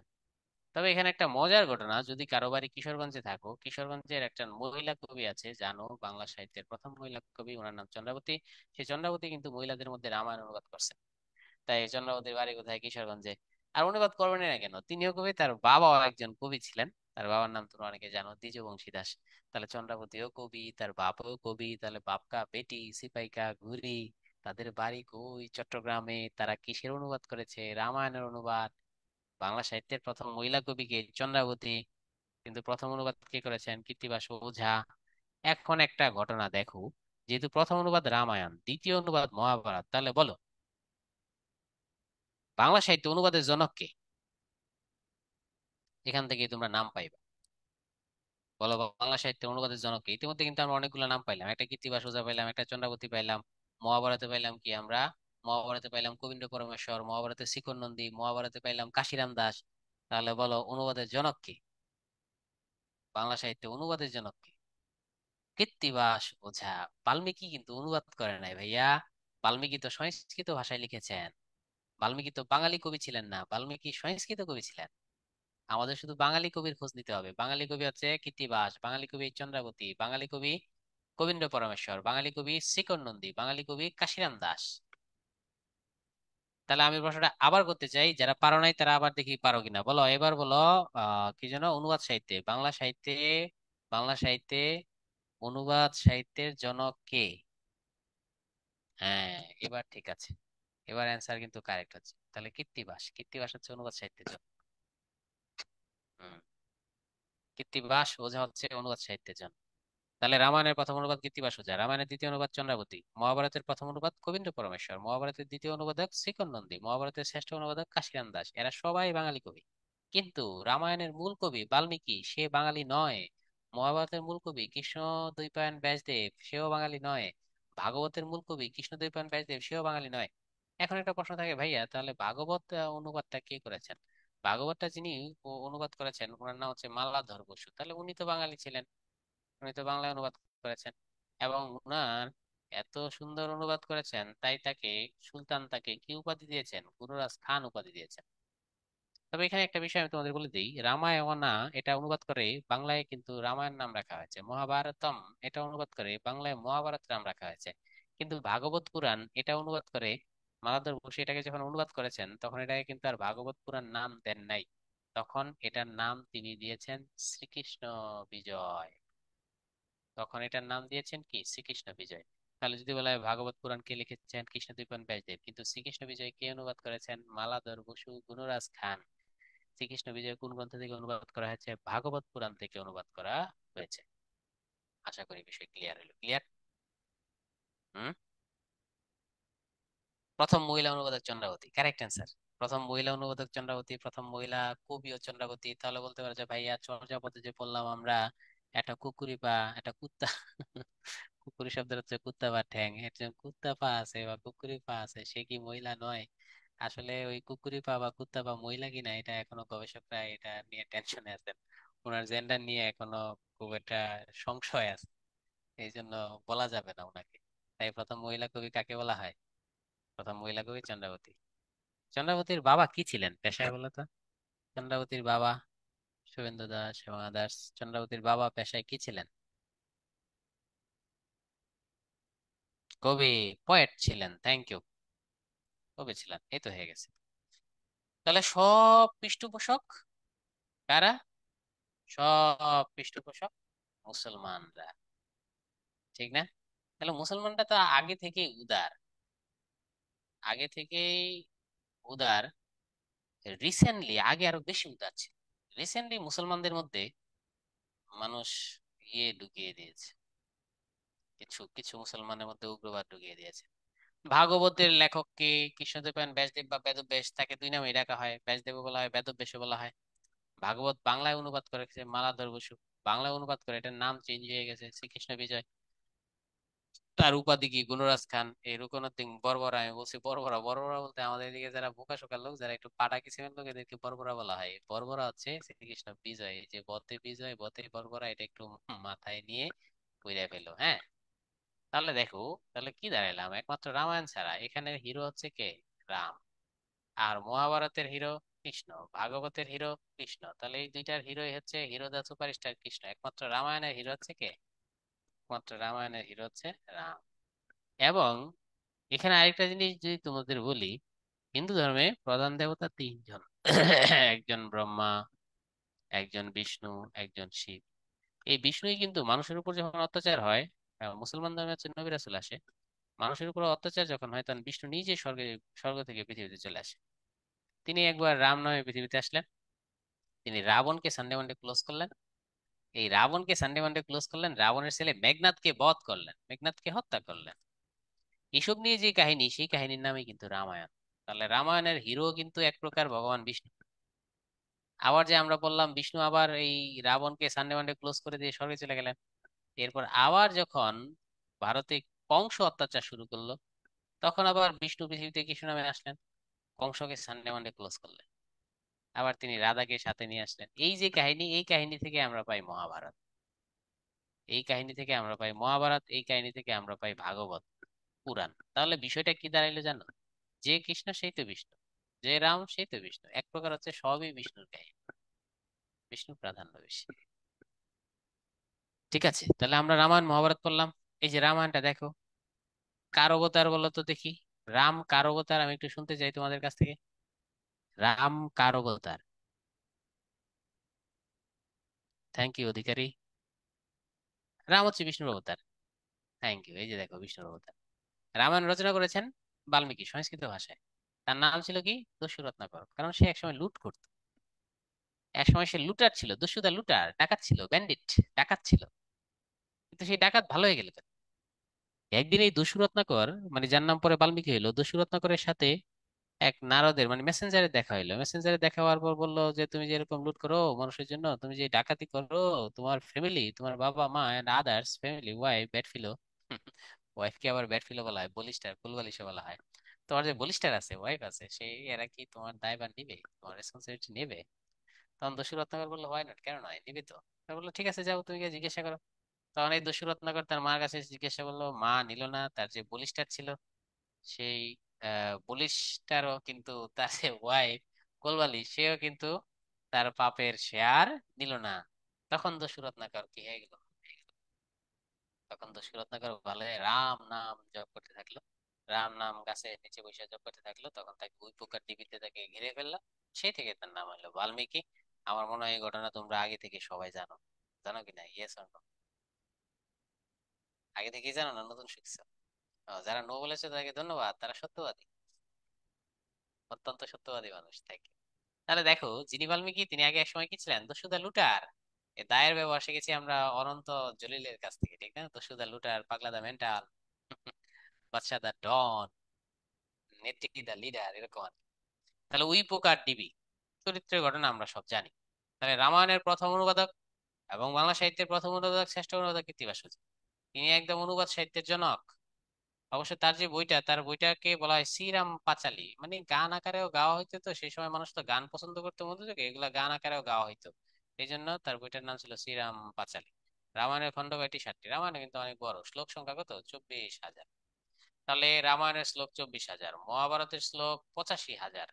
তাহলে আমি আরেকটা বই তোমাদের, এটার নাম লিখলাম না, এটার শ্লোক সংখ্যা 62,000। তোমাদের বলতে হবে এই বইটার নাম কি, কোন গ্রন্থটির শ্লোক সংখ্যা 62,000? ওই যে অ্যান্সার চলে এসেছে, ভাগবত পুরাণ।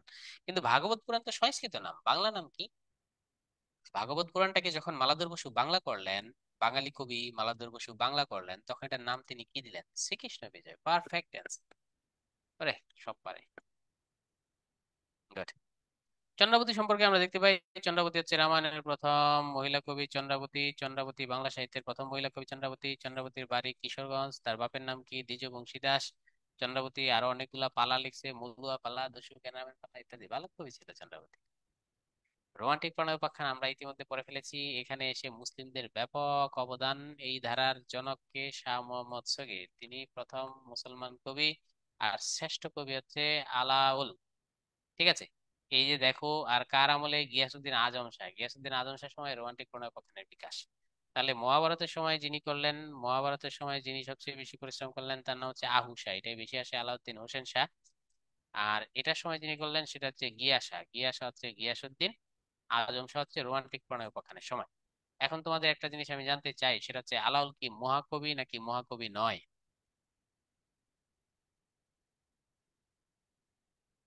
আলাউল কি মহাকবি নাকি মহাকবি নয়? তাহলে অ্যান্সার হবে আলাউল কিন্তু মহাকবি নয়। মহাকবি উপাধি, যেমন তুমিও চেয়ারম্যানের দাঁড়াইছো, আমিও চেয়ারম্যানের দাঁড়াইছি, আমি পাশ করেছি, তুমি ফেল করেছো, কিন্তু তোমাকে মানুষ কি নামে ডাকে? চেয়ারম্যান নামে ডাকে, কিন্তু তুমি তো চেয়ারম্যান নও। এরকম আলাউল কিন্তু মহাকবি না। আলাউল যদি মহাকবি হইতো তাহলে বাংলা সাহিত্যের প্রথম মহাকবি তো মাইকেল হইতে পারে না। বাংলা সাহিত্যের প্রথম মহাকবি কে? মাইকেল। সেই হিসাবে আলাউল মহাকবি নয়, তিনি কখনোই মহাকাব্য লিখেন নাই। ঠিক আছে। এখন আমরা রোমান্টিক ধারার এই যে ইউসুফ জুলেখা আছে, সতীমানা লোরচন্দ্রানী আছে, লাইলি মজনু আছে, আমরা সবই দেখব। তাহলে এই মধ্যে ইউসুফ জুলেখার সাথে, ইউসুফ জুলেখা আগে পড়ি পরে লাইলি মজনু পড়ি, হ্যাঁ? ইউসুফ জুলেখা লাইলি মজনু দেখি। শাহ মোহাম্মদ সগীরের বিখ্যাত কাব্য, শাহ মোহাম্মদ সগীর বিখ্যাত কাব্য কি ইউসুফ জুলেখা? কি আছে ইউসুফ জুলেখায়? ইউসুফ জুলেখার কাহিনী যদি হয় তাহলে আমাদের এখানে একটু টুকটাক ম্যাপও লাগবে। ইউসুফ জুলেখার কাহিনীতে এই হচ্ছে একটা বিশ্বের ওয়ার্ল্ড ম্যাপ আমরা এঁকে ফেললাম। এখানে আমাদের একটা মহাদেশ আছে, সেই মহাদেশ হচ্ছে আফ্রিকা মহাদেশ। এখানে হচ্ছে কানাডা, এখানে ইউএসএ, মেক্সিকো, এই দক্ষিণ আমেরিকা। আমি তোমাদের বোঝাচ্ছি কিভাবে সাহিত্যের সাথে কিসের লিঙ্ক আছে। সাহিত্যের সাথে ইতিহাসের একটা ম্যাসিভ আকারের লিঙ্ক আছে। এ হচ্ছে ইউরোপ মহাদেশ, এ হচ্ছে ওশেনিয়া মহাদেশ। এই তাহলে কি লিঙ্কটা আছে সেটা আমরা দেখি। এই জায়গায় একটা রাষ্ট্র আছে, সেই রাষ্ট্রটা হচ্ছে তোমরা জানো সৌদি আরবের পাশে। এখানে একটা রাষ্ট্র আছে, সেই রাষ্ট্রের নাম কি? এই রাষ্ট্রের নাম হচ্ছে, লাল দিয়ে দিতে হবে, এখানে রাষ্ট্র হচ্ছে ফিলিস্তিন। এখানে যে লাল রাষ্ট্রটা সেই রাষ্ট্রটা ফিলিস্তিন, এখানে যে রাষ্ট্রটা সেই রাষ্ট্র হচ্ছে মিশর। তাহলে দেখো এই ফিলিস্তিনের সাবেক নাম ছিল হচ্ছে কেনান শহর। দেখো ইতিহাস কেমন মিল আছে। এই কেনান শহরের যিনি ছিলেন তিনি হচ্ছেন ইউসুফ। তাহলে ইউসুফের জন্য হয়েছে কোথায়, কেনানে বা ফিলিস্তিনে? তাহলে আজকে যেটাকে আমরা ফিলিস্তিন বলছি সেটার সাবেক নাম কি, কেনান। তাহলে এই কেনান থেকে তাকে বিক্রি করে দিয়েছে, ঠিক না? তার ভাইরা শত্রুতা করে তাকে বিক্রি করে দিয়েছে, তাই সে কিন্তু মিশরে চলে এসেছে। এখন মিশরে কিভাবে আসলো ইউসুফ সেটা আমরা ক্লিয়ার। যেহেতু তাকে বিক্রি করে দিয়েছে তাই সে ওই ইয়েদের সাথে, ব্যবসায়ীদের সাথে, যারা দাস ব্যবসা করতো সেই দাসদের সাথে, কৃতদাসদের সাথে সে কোথায় চলে এসেছে, মিশরে চলে এসেছে, ঠিক না? মিশরে চলে এসেছে। স্টেপ ব্রাদার, হ্যাঁ, মিডল ইস্ট, থ্যাংক ইউ। এই তার মিশরে আসার কাহিনীটা আমরা সংক্ষেপে করি। এখন মিশরের যে রাজা ছিল তার নাম হচ্ছে আজিজ মিশর, আর যে নায়িকা, নায়িকার নাম কি, জুলেখা। এখন জুলেখা কেন ইউসুফের প্রেমে পড়লো, এটা কি তোমাদের কেউ জানা আছে? Zulekha fail in love with Yusuf, but why, কেন? কেন জুলেখা ইউসুফের জন্য এতটা পাগল হইলো, মেনিয়া হইলো? আচ্ছা, পাগলটা হচ্ছে কাব্য অনুসারে, আমরা পুরাণ অনুসারে যাব না। সার্ভেন্ট অফ দ্য কিং অনেক সুন্দর ছিল, thank you.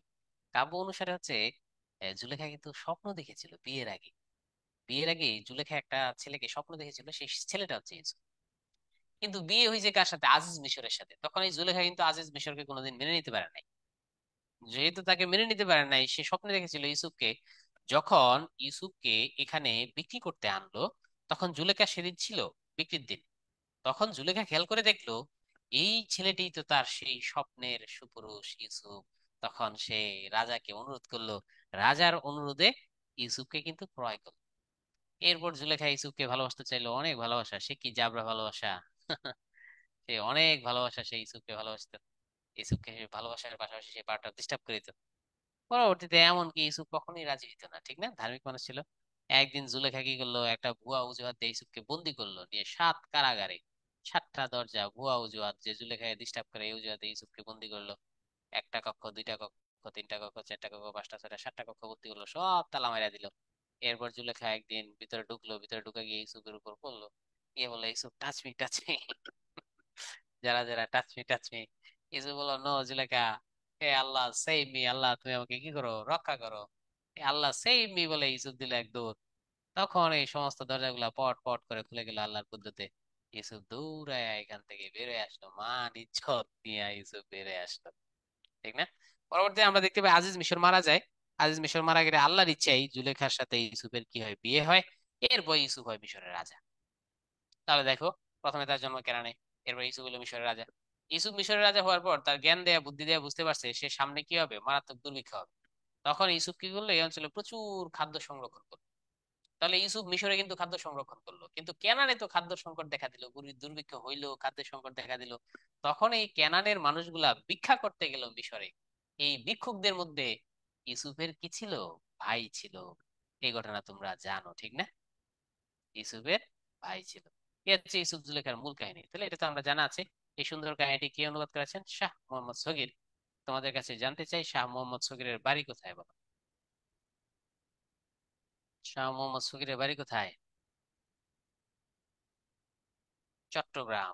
Correct answer, Shah Mohammad সগীরের বাড়ি চট্টগ্রাম। তাহলে ইউসুফ জুলেখার কাহিনী আমরা পড়েছি। এখন আমরা একটা কাহিনী পড়বো, সেটা হচ্ছে লাইলি মজনুর কাহিনী। কার কাহিনী পড়বো?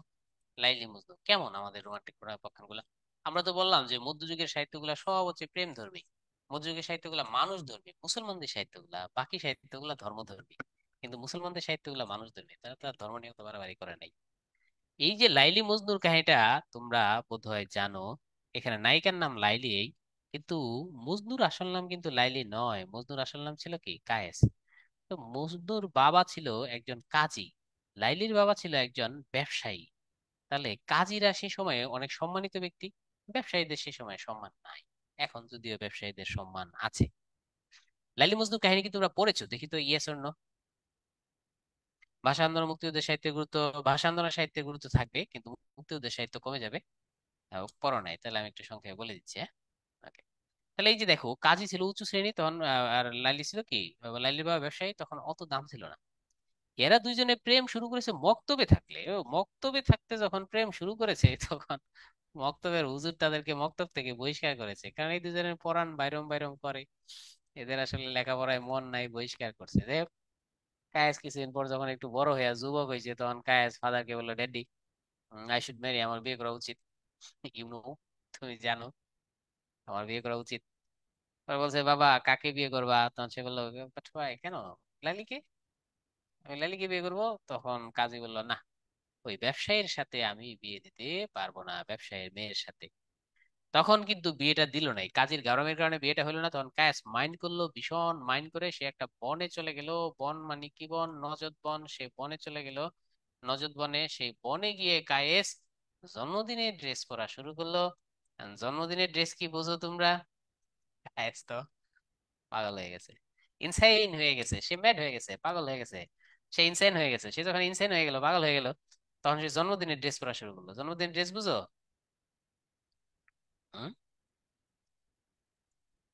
আচ্ছা আচ্ছা, অনেকে বুঝো, বুঝো না? না বুঝলে কিছু করার নাই, বলা সম্ভব না। হ্যাঁ, একজন বলেছে নো ড্রেস, থ্যাংক ইউ। জন্মদিনের ড্রেস মানে হচ্ছে নো ড্রেস। ঠিক আছে, জন্মদিনের ড্রেস সে কায়েস পরা শুরু করলো। এখন কায়েস কিন্তু ফুল ম্যাড হয়ে গেল। ম্যাড হয়ে যাওয়ার পর এখন কাজী দেখতে পারলো তার ছেলেকে আর কোনো ক্রমে ভালো করা যাচ্ছে না।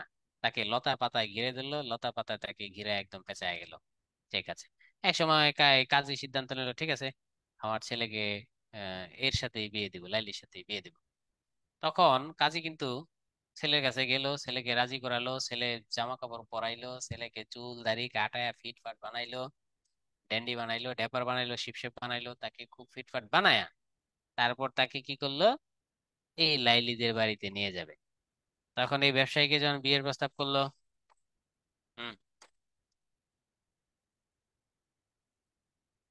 এই ব্যবসায়ীকে যখন বিয়ের প্রস্তাব দিল,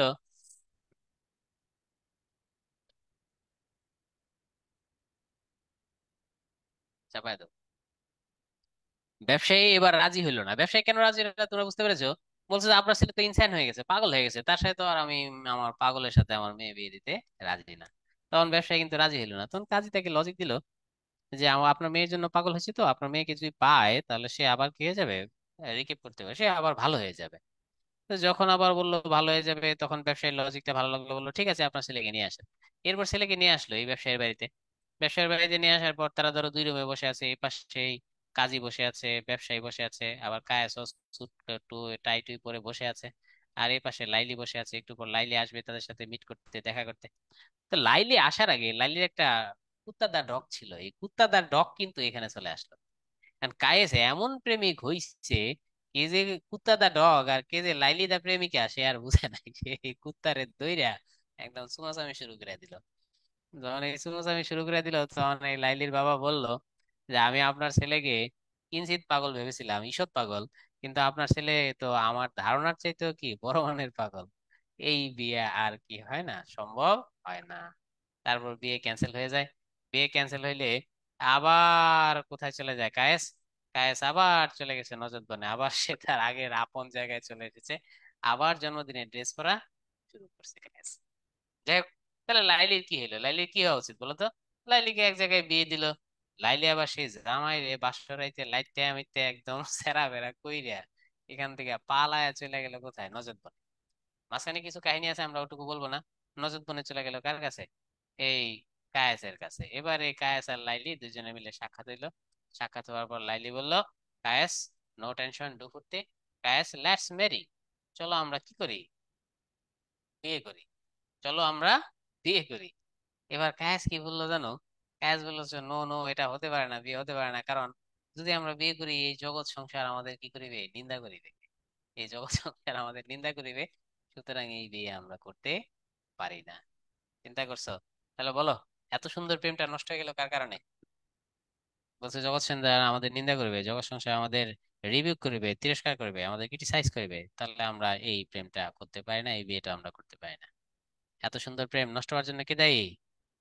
সমাজ দায়ী? আচ্ছা। আচ্ছা, যেহেতু প্রেমটা হইলো না, তাহলে কি হলো বলো তো? লাইলি নিজের বাপের বাড়ি চলে গেল। লাইলি নিজের বাপের বাড়ি যাওয়ার পর সে মারা গেল, কানতে কানতে কানতে কানতে গেছে গা, মইরা লাইলি দিছে কবর। এরপর কায়ের যখন শুনতে পাইলো লাইলি মরে গেছে গা, এই জন্মদিনে ড্রেস পরে এই কবর উপর গিয়া শুয়া পড়লো, উপর হইয়া শুয়া পড়লো। এই কবর উপর শুয়া পড়লা, সেও কানতে কানতে মারা গেল। কবর ফাঁক হয়ে গেল, তারা দুজনে কবরের ভিতর ঢুকে গেল। এই হচ্ছে আমাদের লাইলি মজনুর কাহিনী এবং রোমান্টিক প্রণয় উপাখ্যান, সেই মজার কাহিনী, ঠিক না? তাহলে আমরা দেখলাম রোমান্টিক প্রণয় উপাখ্যান গুলো আসলেই সুন্দর। তাহলে দেখলাম ইউসুফ জুলেখা কে লিখেছেন। তাহলে এখানে একটা নামই পড়ো, অত পড়া লাগে না। ইউসুফ জুলেখা লিখেছেন কে? শাহ মোহাম্মদ শফি। এটা কোন ভাষা থেকে? ফার্সি ভাষা থেকে। এটা ছিল ইউসুফ ওয়া, ওয়া থাকলে ফার্সি ভাষায় আমরা সেটা পড়েছি, ঠিক না? তাহলে লাইলি মজনু আমরা পড়েছি দৌলত উজির বারাম খান। দৌলত উজির বারাম খান এটাও ফার্সি ভাষা থেকে, কারণ এখানে কি আছে? ওয়াজ। এখন আমরা এই দুইটা একটু পড়তে পারি, মধুমালতী যেগুলা হিন্দি ভাষা থেকে, সেগুলো আমরা একটু পড়তে পারি। কোন ভাষা থেকে? হিন্দি ভাষা থেকে। যেমন মধুমালত, মধুমালত থেকে এসেছে কি? মধু মালতী।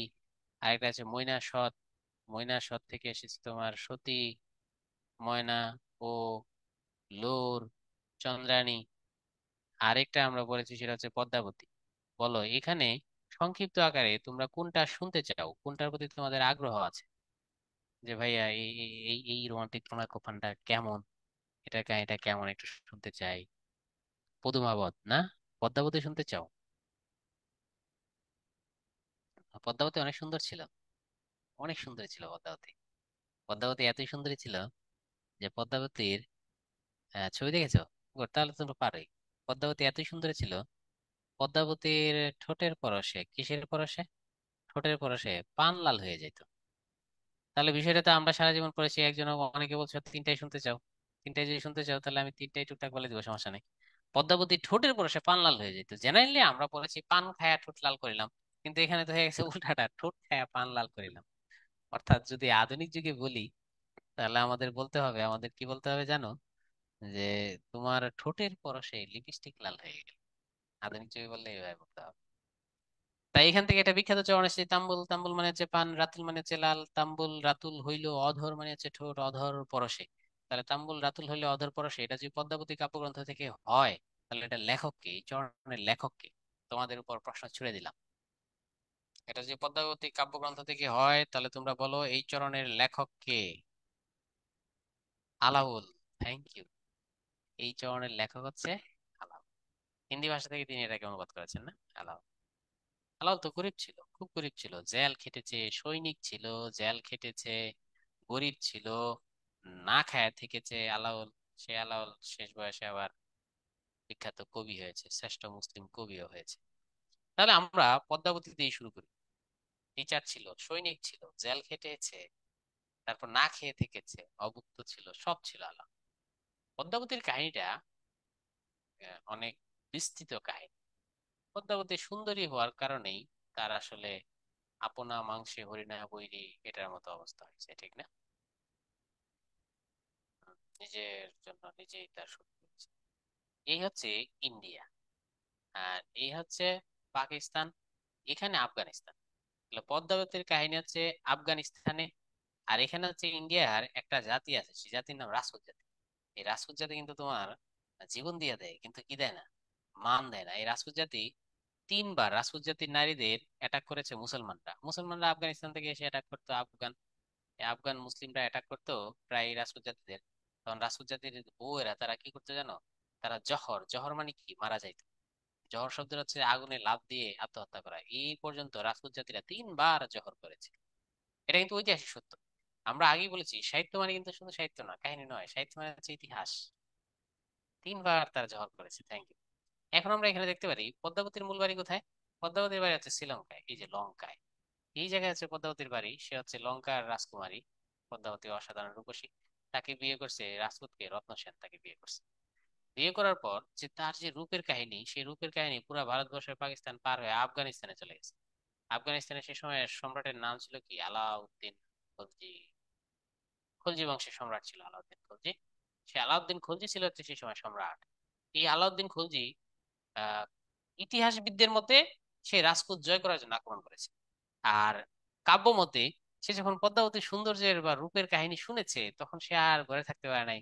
তখন এই আলাউদ্দিন খলজি কি করেছে, এই আফগান সম্রাট আলাউদ্দিন খলজি এখানে এসে আক্রমণ করেছে। তারপরে যে পদ্মাবতীর স্বামী থেকে সেই স্বামীকে সে কি করেছে, হত্যা করেছে।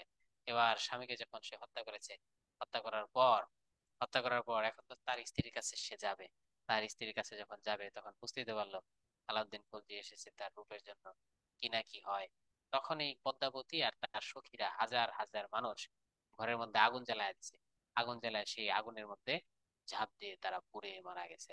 তাহলে পদ্মাবতীর ফিনিশিং হয়েছে কি, জহর। তাহলে এবার বলো তো রাজপুত জাতি মোট কয়বার জহর করেছে? এবং জহরের ঘটনা কিন্তু ঐতিহাসিক সত্য। তাহলে সাহিত্য মানে কিন্তু শুধুমাত্র সাহিত্য নয়, সাহিত্য মানে ইতিহাস। রাজপুত জাতি তিনবার জহর করেছে। রাজপুত জাতি সম্পর্কে তোমরা জানো, এই যে ভারতবর্ষের সবচেয়ে গারো জাতির মধ্যে একটা হচ্ছে রাজপুত জাতি। মোগলরা কি রাজপুত জাতিকে বশ করতে পেরেছিল নাকি পারে নাই? তোমরা যারা জানো শুধু তারা উত্তর দাও। মোগলরা রাজপুত জাতিকে, মোগল সম্রাটরা রাজপুত জাতিকে 1500 সালের পর বশ করতে পেরেছিল নাকি পারে নাই? রাজপুত জাতিকে বশ করতে পেরেছিল নাকি পারে নাই? একজন সিন্তি কারেক্ট অ্যান্সার দিয়েছে, শুধুমাত্র আকবর পারছিল, আর কেউ পারে নাই। আকবর পারছে, তাও কিভাবে দেখো, আকবর কিন্তু জোর করে পারে নাই। কারেক্ট অ্যান্সার সিন্তি বলেছে, বিয়ে করে পেরেছে। আকবর কিন্তু এই রাজপুত জাতির হিন্দু যোধাবাইকে বিয়ে করেছে। যোধাবাইকে বিয়ে করেছে, ওই যোধাবাইকে বিয়ে করার ফলেই আকবর রাজপুত জাতিদের কবজা করতে পেরেছিল। আকবরের আগে বাবর রাজপুত জাতিদের কিন্তু নিয়ন্ত্রণ করতে পারে নাই। হুমায়ুন রাজপুত জাতিদের নিয়ন্ত্রণ করতে পারে নাই। আকবরও প্রথম দিকে পারে নাই। পরে আকবর আর কিছু না পাইরা পরে কিন্তু এই রাজপুতদের বিবাহ করেছে। সে যোধাবাইকে বিবাহ করে একটা নতুন ধর্ম করছে। সেই ধর্মের নাম কি, দ্বীন ইলাহি। এই ধর্ম হচ্ছে হিন্দু মুসলিম মিশ্রণে একটা ধর্ম করছে। ধর্ম করে হিন্দু মুসলিম সমতা দিয়ে তারপর আকবর রাজপুত জাতিদের নিয়ন্ত্রণ করতে পেরেছে। এই হচ্ছে মূল ঘটনা। কিন্তু আকবরের আগে এরা কেউ রাজপুত জাতিকে নিয়ন্ত্রণ করতে পারে না, এরা এত ঘাওড়া জাতি। তাহলে তো পদ্মাবতীর কাহিনী আমরা টুকটাক পড়লাম। পদ্মাবতীর কাহিনী, আমরা মধুমালতীর কাহিনীটা একটু সংক্ষেপে দেখে নিই। আর হচ্ছে আমরা দেখে নিব মধুমালতীর কাহিনী, আর দেখে নিব হচ্ছে সতী ময়না ও লোরচন্দ্রানী কাহিনী। কোনটা আগে শুনতে চাও বলো? মধুমালতী, সতী ময়না ও লোরচন্দ্রানী, কোনটা?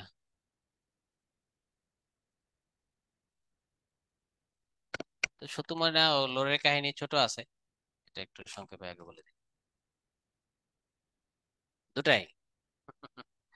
আচ্ছা, এই যে দেখো, আগে যেটা জানি সতী ময়না ও লোরচন্দ্রানী, এটা নামের মধ্যে অনেক কিছু পাওয়া যায়। সতী ময়না ও কি, লোর চন্দ্রানী, ঠিক আছে। এটার সাথে আলাওলের নাম আছে, যেহেতু আলাওলের নাম আছে তাই এটা হচ্ছে বেশি গুরুত্বপূর্ণ হবে।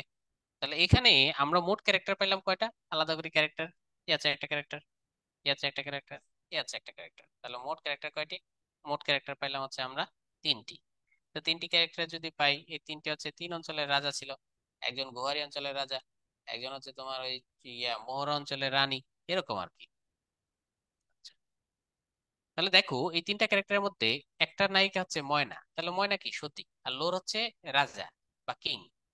এ হচ্ছে তোমার গোহর অঞ্চলে, মোহর অঞ্চলের রাজা, দরকার নাই অত অত কিছু লেখার। আর চন্দ্রানী পরে। আগে এই দুইজন, এই যে সতী ময়না আর লোর, এই দুইজনের সম্পর্ক ছিল বা বিবাহ ছিল। লোর আর ময়না একজন আরেকজনকে কি করেছে, বিবাহ করেছে। এবং তাতে যে সংসার, সংসার অত্যন্ত কিসের সংসার, সুখের সংসার। তো তাদের সংসার অত্যন্ত সুখের। আগে সমস্ত, তোমরা দেখেছো সম্প্রতি ভাইরাল হয়েছে একটা সিনেমা কাজল লেখা, দেখছো না? এই এই কাহিনীগুলোর মধ্যে প্রত্যেকটার মধ্যে একটা কি থাকে, পাখি থাকে। এই পাখিগুলোর নাম হয় আবার কি পাখি? শুক পাখি। কাজল দেখার মধ্যে কি আছে? এই শুক পাখি, শুক। ক হবে শুক পাখি। তাহলে হঠাৎ এক শুক পাখির মুখে এখানে চন্দ্রাণী, চন্দ্রাণীর সৌন্দর্যের বর্ণনা শুনেছে লোর। লোর প্রচুর পরিমাণে সৌন্দর্যের বর্ণনা শুনেছে চন্দ্রাণী সম্পর্কে, মোহরের রানী চন্দ্রাণী। চন্দ্রাণী মারাত্মক সুন্দরী। এই যে বেটার অলরেডি কি আছে, বউ আছে। এই বউ থাকা সত্ত্বেও, আগে এগুলা ছিল, এই বউ থাকা সত্ত্বেও তার কিন্তু ময়না আছে, লোরের কিন্তু ময়না আছে, তারপরও সে কি করছে, চন্দ্রাণীর রূপ শুনে সে চন্দ্রাণীর প্রতি আকৃষ্ট হয়ে যায়। চন্দ্রাণীর প্রতি, মুসলমানদের তো আবার চারটা বিবাহ করার কি আছে, লজিক আছে। যখন সে চন্দ্রাণীর প্রতি আকৃষ্ট হয়ে যায়, তখন সে তার এই গুহারি রাজ্য ছেড়ে এই মোহর রাজ্যে গিয়ে সে কিন্তু অ্যাটাক করে। এখন চন্দ্রাণী কি ম্যারিড নাকি ম্যারিড নয়? তাহলে চন্দ্রাণী কিন্তু বিবাহিত, তাহলে তার হাজবেন্ডও আছে। তাহলে লোরের এমনই পাগল হইছে, সে গিয়া এই বেটার সাথে লড়াই শুরু করে দিছে, লড়াই করে চন্দ্রাণীর স্বামীকে হত্যা করছে। চন্দ্রাণীর স্বামীকে হত্যা করে সে চন্দ্রাণীকে কি করেছে, বিয়ে করেছে। তাহলে এখন লোরের বউ হইল কয়টা? দুইটা। এক হচ্ছে ময়না, অত্যন্ত সতী নারী, তাকে ফেলে রেখে আবার নতুন করে বিয়ে করেছে কাকে, চন্দ্রাণীকে। আবার কিছুদিন পর তাদের একটা কি হয়ে গেছে, বেবিও হয়ে গেছে। বছরের পর বছর কাটাইতেছে এই রাজ্যে, তার যে একটা রাজ্য আছে এটা সে ভুলেই গেছে। অতঃপর আমরা দেখতে পাই ময়না চিঠি পাঠিয়েছে। ময়না এই সুখ পাখি দিয়ে চিঠি পাঠিয়েছে, চিঠি পাঠিয়েছে তার স্বামীর কাছে, যে আমার কি হবে, আপনি রাজ্যে আসেন না কেন? তখন তার মনে পড়ছে তার যে আগের একটা বউ আছে। এরপর সে তার ছেলেকে এই অঞ্চলের রাজত্ব দিয়া, এই অঞ্চলের রাজত্ব ছেলেকে দিয়া সে কিন্তু চলে গেছে নিজ রাজায়, গুহারি রাজ্যে চলে গেছে গিয়া। ওয়াইফ ওয়ান ময়না, ওয়াইফ টু সন্দ্রানী, এই দুইজনকে নিয়ে সুখে শান্তিতে সে ঘর করা শুরু করেছে। এই হচ্ছে আমাদের মূল কাহিনী। তাহলে এখান থেকে আমি তোমাদের দুই একটা প্রশ্ন করব, এখন থেকে যা পড়ছি। এরপর মধুমালতীর কাহিনীও বলে দিব, যে তোমাদের ভালো মনে থাকে। মধুমালতী, এটার কাহিনী আমরা পড়বো, কিন্তু আগে কয়েকটা প্রশ্ন করে নিই, দেখি মনে আছে কিনা। বলো, ইসলামাবাদ কোন এলাকার নাম? বাংলাদেশের কোন এলাকার নাম ছিল ইসলামাবাদ? কোখান থেকে ইসলাম? চিটাগাং। Thank you. বলো তো, মধ্যযুগে মুসলমানরা অবদান কোন সাহিত্যে শুরু করেছে? শ্রীকৃষ্ণ কীর্তন, বৈষ্ণব পদাবলী, জীবনী সাহিত্য, অনুবাদ সাহিত্য, রোমান্টিক প্রণয় উপাখ্যান, কোন সাহিত্যে? অনুবাদ সাহিত্যে। এবং যদি অপশনে অনুবাদ সাহিত্য থাকে, রোমান্টিক প্রণয় উপাখ্যান থাকে, তাহলে তোমরা কোনটা অ্যান্সার দিবে? ধরো অপশনে দুইটাই আছে, তাহলে তুমি কোনটা অ্যান্সার দিবা? হুম, তখন তোমাকে কিন্তু অ্যান্সার দিতে হবে রোমান্টিক প্রণয় উপাখ্যান। রোমান্টিক প্রণয় উপাখ্যান, গুড। প্রথম মুসলিম কবির নাম কি? মুসলিমরা আগে কবিতা লিখতো না, কারণ তারা আরবি ভাষাকে ভালোবাসতো, ফার্সি ভাষাকে ভালোবাসতো, বাংলাকে ঘৃণা করতো। তাহলে প্রথম মুসলিম কবির নাম কি? হুম, থ্যাংক ইউ।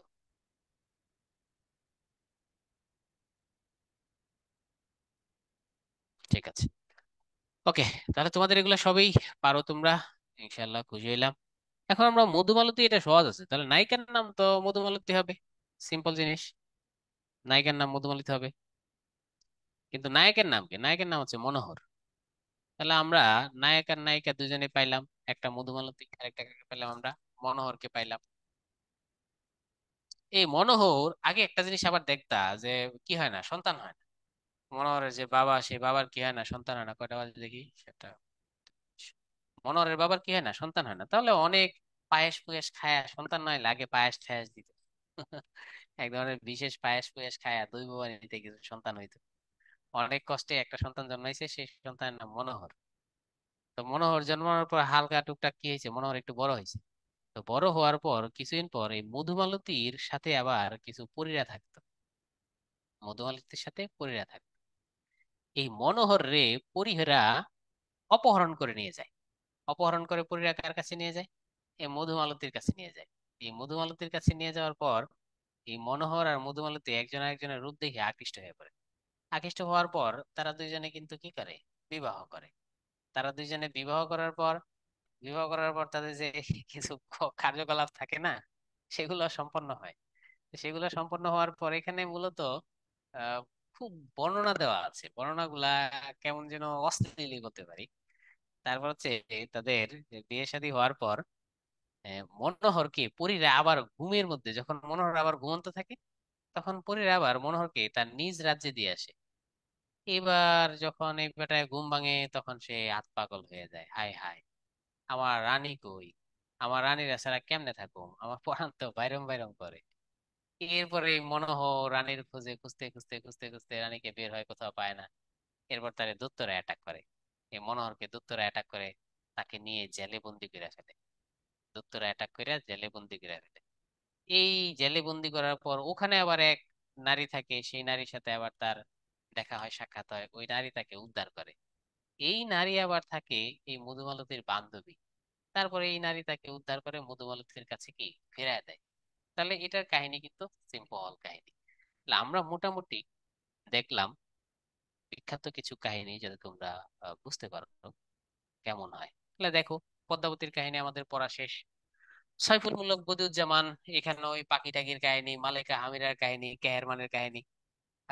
পদ্মাবতী তোহফা হচ্ছে নীতিশাস্ত্র। এটা হচ্ছে একটা নীতি কথার বই আছে, সেটা নীতিশাস্ত্র। সিকান্দার নামা, এটা সিকান্দারের কাহিনী, সিকান্দার নামে একজন সওদাগর থাকে, তার কাহিনী সিকান্দার নামা। এগুলো আলাউলের বই, আলাউলের 7টা বই, কিভাবে পড়তে হয় সেটাও বলে দিব, নো টেনশন।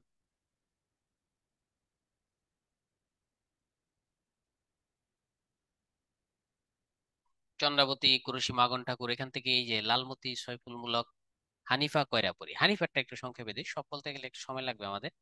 হানিফাকে তোমরা চেনো কিনা, ইয়েস অর নো? এই হানিফা কে, চেনো না? আচ্ছা ঠিক আছে, এই হানিফা হচ্ছে, তোমরা ইমাম হাসান হোসেনকে চেনো? কারেক্ট অ্যান্সার, সিনথি বলেছে, কারেক্ট অ্যান্সার। ইমাম হাসান হোসেনের হচ্ছে কি ভাই, সৎ ভাই থাকে, অর্থাৎ আলী রাদিয়াল্লাহু তাআলার সন্তান থাকে। এই যে আলীর সন্তান হানিফা, এই হানিফার সাথে কয়রাপুরীর এলাকার কি হয়, প্রচন্ড ঝামেলা হয়, যুদ্ধ হয়। সেই যুদ্ধের মধ্যে এই এই যে এখানে কাহিনীটা আছে সাবিত খান, এই কাহিনীর মধ্যে এমনকি রাসূলের কেরামতি আছে। রাসূল সাল্লাল্লাহু আলাইহি ওয়াসাল্লাম এক ধরনের কেরামতি করে, সেই কেরামতিতে পরবর্তী সেই যুদ্ধে হানিফা জিতে। জেতার পর কয়রাপতির সাথে আবার তার কি হয়, প্রেম হয়। এটা সংক্ষিপ্ত আকারে বলে দিলাম, এই হচ্ছে হানিফা কয়রাপুরের কাহিনী। তাহলে এটা সাবিত খান, এটা প্রচুর পরীক্ষায় আসে, যে কটা একটু বেশি পড়তে হবে। এটা প্রচুর পরীক্ষায় আসে। এরপর হচ্ছে নূর নামা আব্দুল হাকিমের, প্রথম আমাদের যিনি ভাষা নিয়ে ব্যাপক আন্দোলন করেছেন তারটা আসে। কুরেশি মাগন ঠাকুর, তোমরা জানো যে সে আরাকান রাজসভা চট্টগ্রামের পাশে ছিলেন। তিনি এটার পিএম ছিলেন, প্রধানমন্ত্রী, অর্থাৎ আলাউল ছিল কি সৈনিক, আলাউল ছিল কি গৃহশিক্ষক, আলাউল ছিল বন্দী। আলাউল এক সময় হইলো সভা কবি।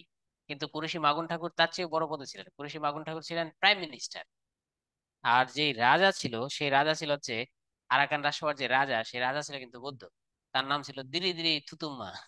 যে কি নাম, রাজা ছিল বৌদ্ধ, তার নাম ছিল দিরি দিরি থুতুম্মা। তাই পরীক্ষায় আসে যে আহ আরাকান রাজসভার সর্বোচ্চ বড় পদে কে ছিলেন বলতো? আরাকান রাজসভার সর্বোচ্চ বড় পদে কে ছিলেন?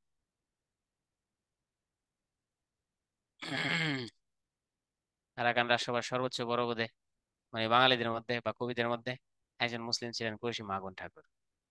এবার বলো, আরাকান রাজসভার শ্রেষ্ঠ কবি কে ছিলেন? আরাকান রাজসভার শ্রেষ্ঠ কবি কে ছিলেন? আলাউল ছিলেন। আরেকটা বলো, আহ যেহেতু মাগন ঠাকুর সর্বোচ্চ পদে ছিলেন, তাহলে তিনি আলাউলকে সহায়তা করেছেন, তাই এটা পরীক্ষায় আসে যে আলাউলের পৃষ্ঠপোষক কে ছিলেন, তাহলে অ্যান্সার হবে কুরেশি মাগন ঠাকুর। এই প্রশ্নটা আসে। তাতে আমরা আরাকান রাজসভা পড়ে গেল। আরাকান রাজসভায় মুসলমানদের খুব কি ছিল, সম্মান ছিল। এখানের মধ্যে আমরা পড়বো আর হচ্ছে গুনে বাকাওয়ালি। এটা আমরা পরে পড়বো, কিন্তু আমি এখানে একটা কাব্য খুঁজতেছি, কই আছে, এটা অনেক সুন্দর কাব্য, বিদ্যা সুন্দর। এটা খুব পরীক্ষা আসে। রাসেল বিজয়, রাসেলের বিজয়, হাতের তায়ের কাহিনী আমরা শুনেছি। আমির হামজা হচ্ছে রাসূলের চাচা ছিলেন, যিনি যুদ্ধে শহীদ হয়েছিলেন, তাহলে আমির হামজার কাহিনী সহজ। হাতেম তাই সবকিছু দান করে দিতেন, তার কাহিনী সহজ। আমির হামজার লেখকও সহজ, আমির হামজা সৈয়দ হামজা, ভালো মিল আছে, এই দুটো একেবারেই সহজ। এখানে আমাদের যেটা পড়তে হবে নবী বংশ, মানে রাসূলের বংশ, শহীদ সুলতান, এটা দরকার নাই। বিদ্যা সুন্দর খুবই ইম্পর্টেন্ট, সামির খান, এটা খুব পরীক্ষায় আসে, বিদ্যা এবং সুন্দর। এই কাহিনীটাও মজার, বিদ্যা সুন্দর, সাবির খান, আমরা এটা একটু তোমাদের বলবো। বিদ্যা সুন্দর, সাবির খান। তোমরা এটা পড়েছো কে কে, একটু হাত তুলো। কোথাও কোথাও তার নাম দেওয়া আছে শাহ বারিদ খান, তাহলে অপশনে যদি কোথাও থাকে যে শাহ বারিদ খান, তাহলে এটা দেখে কিন্তু অবাক হবে না, যিনি সাবিরিদ খান তার আরেক নাম হচ্ছে শাহ বারিদ খান। কেউ পড়ো নাই নাকি? আচ্ছা, তাহলে একটু আমি তোমাদের বলে দিচ্ছি। তাহলে এই কাহিনীটার মধ্যে আমরা যা দেখতে পাচ্ছি, বিদ্যা এবং সুন্দর, এখানে নায়ক নায়িকার কাহিনী আছে। আইডিয়া করো তো এখানে হিরো দা সুপারস্টার কে? নাম থেকে দেখি বুঝতে পারো কিনা। হিরো দা সুপারস্টার কে? ওরে, ধরে ফেলেছে সবাই। এই দু একজনে ভুল করছে। অধিকারী তুমি ভুল করেছো। তাহলে সুন্দর হচ্ছে হিরো, এ হচ্ছে নায়ক, আর এ হচ্ছে কি নায়িকা। হ্যাঁ, সবই তো ইয়ে দিয়ে, এইচ দিয়ে, সমস্যা তো, এ হচ্ছে নায়িকা। তাহলে এখানের মধ্যে যে নায়িকা থাকবে, নায়িকার প্রচন্ড বিদ্যা থাকবে, জ্ঞান থাকবে, কারণ নাম দেখেই বোঝা যাচ্ছে। আর যে নায়ক সুন্দর হবে সে কি হবে? প্রচন্ড হ্যান্ডসাম হবে। তাহলে একটা হচ্ছে হ্যান্ডসাম আর একটা হচ্ছে প্রচন্ড জ্ঞানী, তবে একই জ্ঞান নাই, হ্যাঁ এরও জ্ঞান আছে। এখন এই যে বিদ্যার বাবা বিদ্যাকে বিয়ে দিবে, বিদ্যার বয়স 15-16 হয়েছে, বিদ্যাকে বিয়ে দিবে।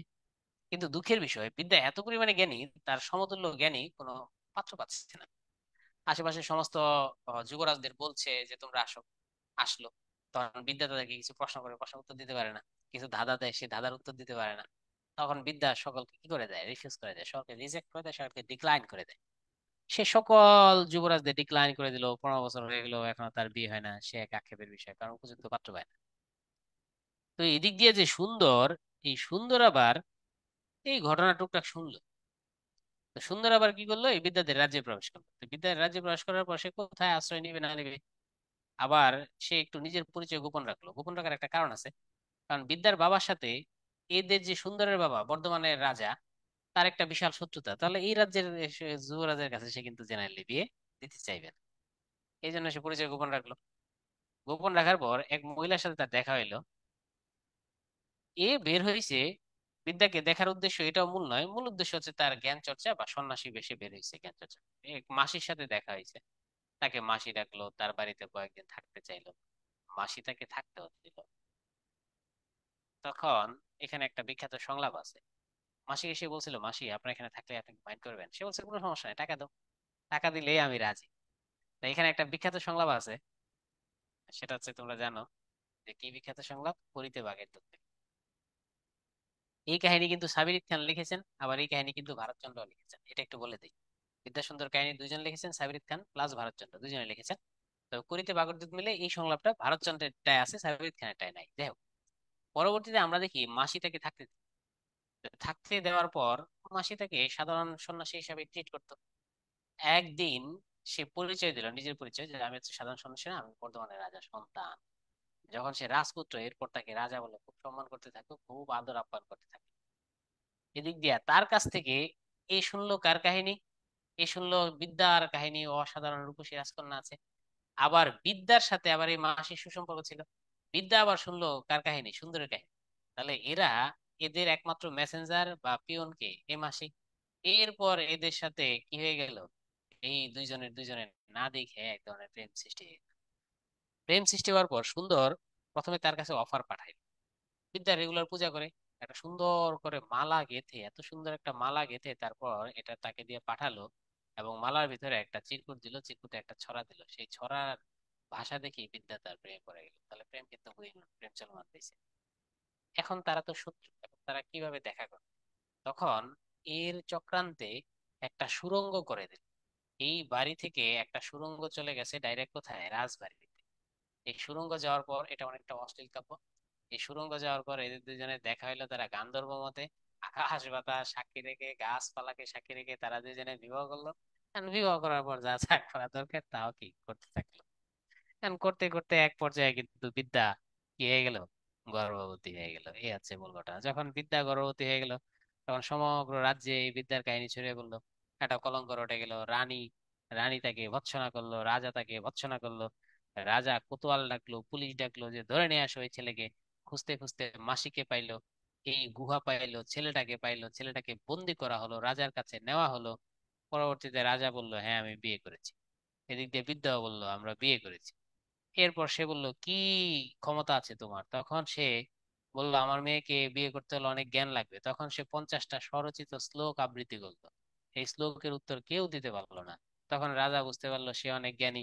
তারপর তাকে স্বামী হিসাবে কি, বা মেয়ে জামাই হিসাবে মেনে নিল, তাকে রাজ্যের অর্ধেকটা দিয়ে দিল। এইভাবেই তাদের কাহিনী কি হলো, শেষ। এ হচ্ছে বিদ্যাসুন্দরের কাহিনী। তাহলে আমরা কাহিনীগুলো হচ্ছে মূল মাধুর্য ভাষায়। তো এখন আমরা দেখলাম টুকটাক, দেখি আমাদের আর কি আছে, কি কি আমরা পড়ে ফেলেছি। দেখো, চন্দ্রাবতী, কুরেশি, মাগন ঠাকুর, নুরনামা, নসিহতনামা, দুইটাই হচ্ছে আব্দুল হাকিমের, তোমরা জানো। এখানে হানিফ পৈরাপুরি, এটা খুবই ইম্পর্টেন্ট, সাবির খানের আমরা পড়লাম হানিফার কাহিনী। আরেকটা আমরা পড়লাম সেটা হচ্ছে কার কাহিনী পড়লাম, সেটা সাবির খানের, সেটা হচ্ছে বিদ্যাসুন্দর। গুলে বা কওয়ালি পরীক্ষা আসে নওয়াজিশ খান, যেটা বেশি ইম্পর্টেন্ট সেটা আমি দেখিয়ে দিচ্ছি। শাহনামা লিখেছেন মহাকবি ফেরদৌসী, কিন্তু এটা আমাদের মোজাম্মেল হক, সেটা একটু পড়তে হয়। ফেরদৌসির বইটাকে তিনি অনুবাদ করেছিলেন। তাহলে নবীবংশ, সৈয়দ সুলতান, বিদ্যাসুন্দর, সাবির খান, এটা আমরা পড়বো। পাশাপাশি বিদ্যাসুন্দর ভারতচন্দ্র লিখেছেন, সেটা আমাদের একটু মনে রাখবো। আমি একটু পর জিজ্ঞাসা করবো, আমির হামজা লিখেছেন সৈয়দ হামজা রাসূলের কাহিনী, সে যুদ্ধে শহীদ হয়েছিল। ঠিক না? এই যে পৃষ্ঠপোষক, পৃষ্ঠপোষক কিন্তু আমরা পড়ে ফেলেছি, এখানে আমাদের বিষয়টা সহজ হয়ে যাবে। আমরা আগে বলেছিলাম রামায়ণ হচ্ছে জালালউদ্দিন জুদুশাহ। তারপর কোনটা আমরা পড়েছি, এটা দেয় নাই। আলাউদ্দিন হোসেন শাহ। অনেকগুলো পৃষ্ঠপোষকতা, মহাভারতের পৃষ্ঠপোষকতা সেটা দেয় নাই, যে এখানে আলাউদ্দিন হোসেন। মহাভারতের ইয়ে দেয় নাই, ঠিক আছে, সমস্যা নেই। তাহলে কৃত্তিবাস হচ্ছে জালালউদ্দিন জুদুশাহ। শাহ মোহাম্মদ সগিরকে গিয়াসউদ্দিন আহমদ শাহ। কেমনে এটা মনে রাখবা, দেখো এই গিয়াস আর সগির, তাহলে গতে গতে একটা মিল রাখবা। সগিরকে সহায়তা করেছে কি গিয়াস, সগিরকে গিয়াস, আমি একটু পর জিজ্ঞাসা করবো। সগির ভার্সেস গিয়াস। আর কৃত্তিবাসকে জালালউদ্দিন মোহাম্মদ শাহ। ঠিক আছে। আর এই মালাধর বসুটা বলেছিলাম, বতে বসু, বতে বিজয়, বতে বর্বরা, এসব কটা মনে রাখবা। মালাধর বসু তিনি যেটা অনুবাদ করেছেন ভাগবত পুরাণ থেকে, ওটার নাম শ্রীকৃষ্ণ বিজয়। ওইটার যিনি পৃষ্ঠপোষক সে হচ্ছে বর্বরা, ব ব মিলায় বর্বরা, ঠিক আছে। আর আলাউলের পদ্মাবতীর জন্য পৃষ্ঠপোষকতা করেছেন করেছি মাগন ঠাকুর। ওকে, বিখ্যাত পৃষ্ঠপোষক সমূহ। আরাকান রাজসভায় বাংলা কবি, আরাকান রাজসভার কবিতা ইতিমধ্যে আমরা পড়ে ফেলেছি, দেখো। করেছি মাগন ঠাকুর, তিনি সর্বোচ্চ কি পদে ছিলেন? পিএম পদে ছিলেন। আলাউল ছিলেন, মর্দন ছিলেন। আরাকান রাজসভায় মুসলমান কবিদের ব্যাপক সম্মান ছিল, তাই না? সম্মান ছিল। আর হচ্ছে দৌলত কাজী, সতী ময়না, লোরচন্দ্রানী, এটা আমরা পড়েছি দুইটা খণ্ড। দুইটা খণ্ডের মধ্যে সবটুকু লিখতে পারে না। এই সতী ময়নাকে সে বিয়ে করে, লোরচন্দ্রানীকে আবার দ্বিতীয় বিয়ে করে। একসময় কিন্তু আলাউল কি শেষটুকু লেখে, আর প্রথমটুকু লেখে দৌলত কাজী মারা যায়, প্রথমটা লেখে মারা যায়, পরে শেষটুকু আবার আলাউল লেখে। তাহলে একই কাহিনীর লেখক কয়জন? দুইজন। আরাকান রাজসভার কবি আমাদের পড়া শেষ। আরাকান রাজসভার কবি কোশে মাগন ঠাকুর। আমি এখানে একটা সংক্ষেপে দিতে পারি, আরাকানকে আমি বললে আরাকাম। আরাকান রাজসভার শ্রেষ্ঠ কবি আলাউল। আরাকান রাজসভার শ্রেষ্ঠ কবি নয়, কাজী দৌলত আরাকান রাজসভার একজন কবি। আবার কতে কুরেশি মাগন ঠাকুর।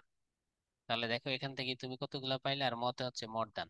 তাহলে আমরা পাই গেলাম আ ফর আলাউল, ক ফর কুরেশি মাগন ঠাকুর, ক ফর কাজী দৌলত বা দৌলত কাজী, আর ম ফর মর্দান। আরাকান না বলে আরাকাম পড়বা। তাহলে এই আরাকামের কবিগুলো আমরা পড়া ফেলে শেষ, পড়া হয়ে গেল। আলাউল শ্রেষ্ঠ মুসলিম কবি, সেটাও আমরা পড়লাম। আহ দৌলত কাজীর পড়ছি, সতী ময়না, লোর চন্দ্রানী। লোর দুইটা বিয়ে করছিল, ময়না রে আর চন্দ্রানী রে। প্রথমে দৌলত কাজী অর্ধেকটা লিখে মরে গেছে গা, বাকিটা কে লিখছে? আলাউল। আলাউল পদ্মাবতী, সপ্তকৈকর ইত্যাদি ইত্যাদি সবগুলো আলাউলের। আলাউল কিন্তু একজন ভালো সঙ্গীত শিল্পী, সিঙ্গার ছিল। দেখো আলাউল কত কিছু ছিল। আলাউল প্রথম জীবনে গরিব ছিল, কৃতদাস ছিল, বন্দী হয়েছিল, সৈনিক হয়েছিল, সৈনিক হওয়ার থেকে টিচার হয়েছিল, আবার সিঙ্গারও ছিল, গানও গাইতো। এই সিঙ্গার হওয়ার কারণে, টিচার হওয়ার কারণে পরবর্তীতে সে সভা কবি হইল। তাহলে আলাউল কিন্তু না খাওয়া ছিল। এই আলাউলের জীবনটা সবচেয়ে বেশি কষ্টের। তাহলে আলাউলের বাড়ি কই? চট্টগ্রাম। এদের সবার বাড়ি চট্টগ্রাম। কুরেশি মাগন ঠাকুরের একটাই চন্দ্রাবতী, আর সব করার দরকার নেই। আর মর্দানের নসিরা নামা। তাহলে দেখি আমরা বিখ্যাত চরণ সমূহ আর বিখ্যাত কাব্য সমূহ, আমি তোমাদের প্রশ্নে যাওয়ার আগে তোমাদের কিছু প্রশ্ন করি, দেখি তোমরা পারো কিনা, হ্যাঁ? দেখি, বলো বিদ্যাসুন্দর কে? এক হচ্ছে দৌলত কাজী, দুই সাবির খান। বিদ্যার কাহিনী, সুন্দরের কাহিনী, বিদ্যার প্রচুর বিদ্যা আছে। হ্যাঁ, সাবির খান। Thank you.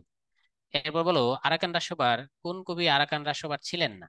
একজন হচ্ছে নওয়াজিশ খান, দৌলত কাজী, আলাউল। কে আরাকান রাজসভার কবি ছিলেন না? নওয়াজিশ খান, দৌলত কাজী, আলাউল। নওয়াজিশ খান।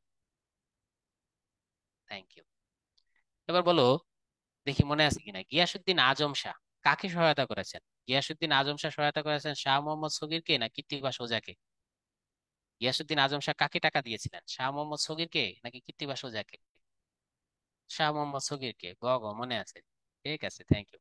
শ্রীকৃষ্ণ বিজয়, শ্রীকৃষ্ণ বিজয়ে ব আছে, মালাধর বসু, বসুতেও ব আছে।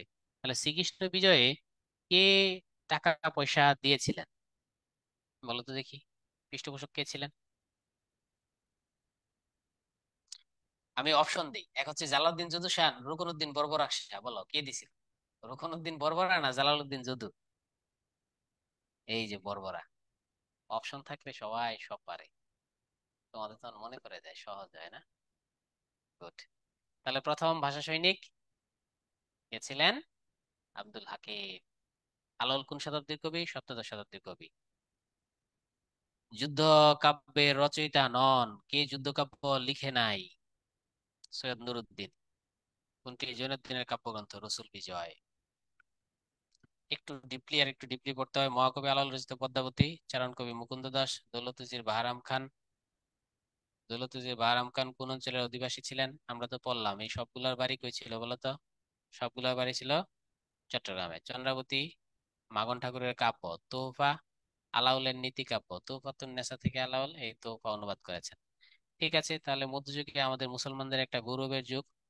মুসলমান সাহিত্য, মুসলমান ইতিহাস, মুসলমানদের আগমন সব কিছুর জন্য আমরা চট্টগ্রামের কাছে বিশেষভাবে ঋণী।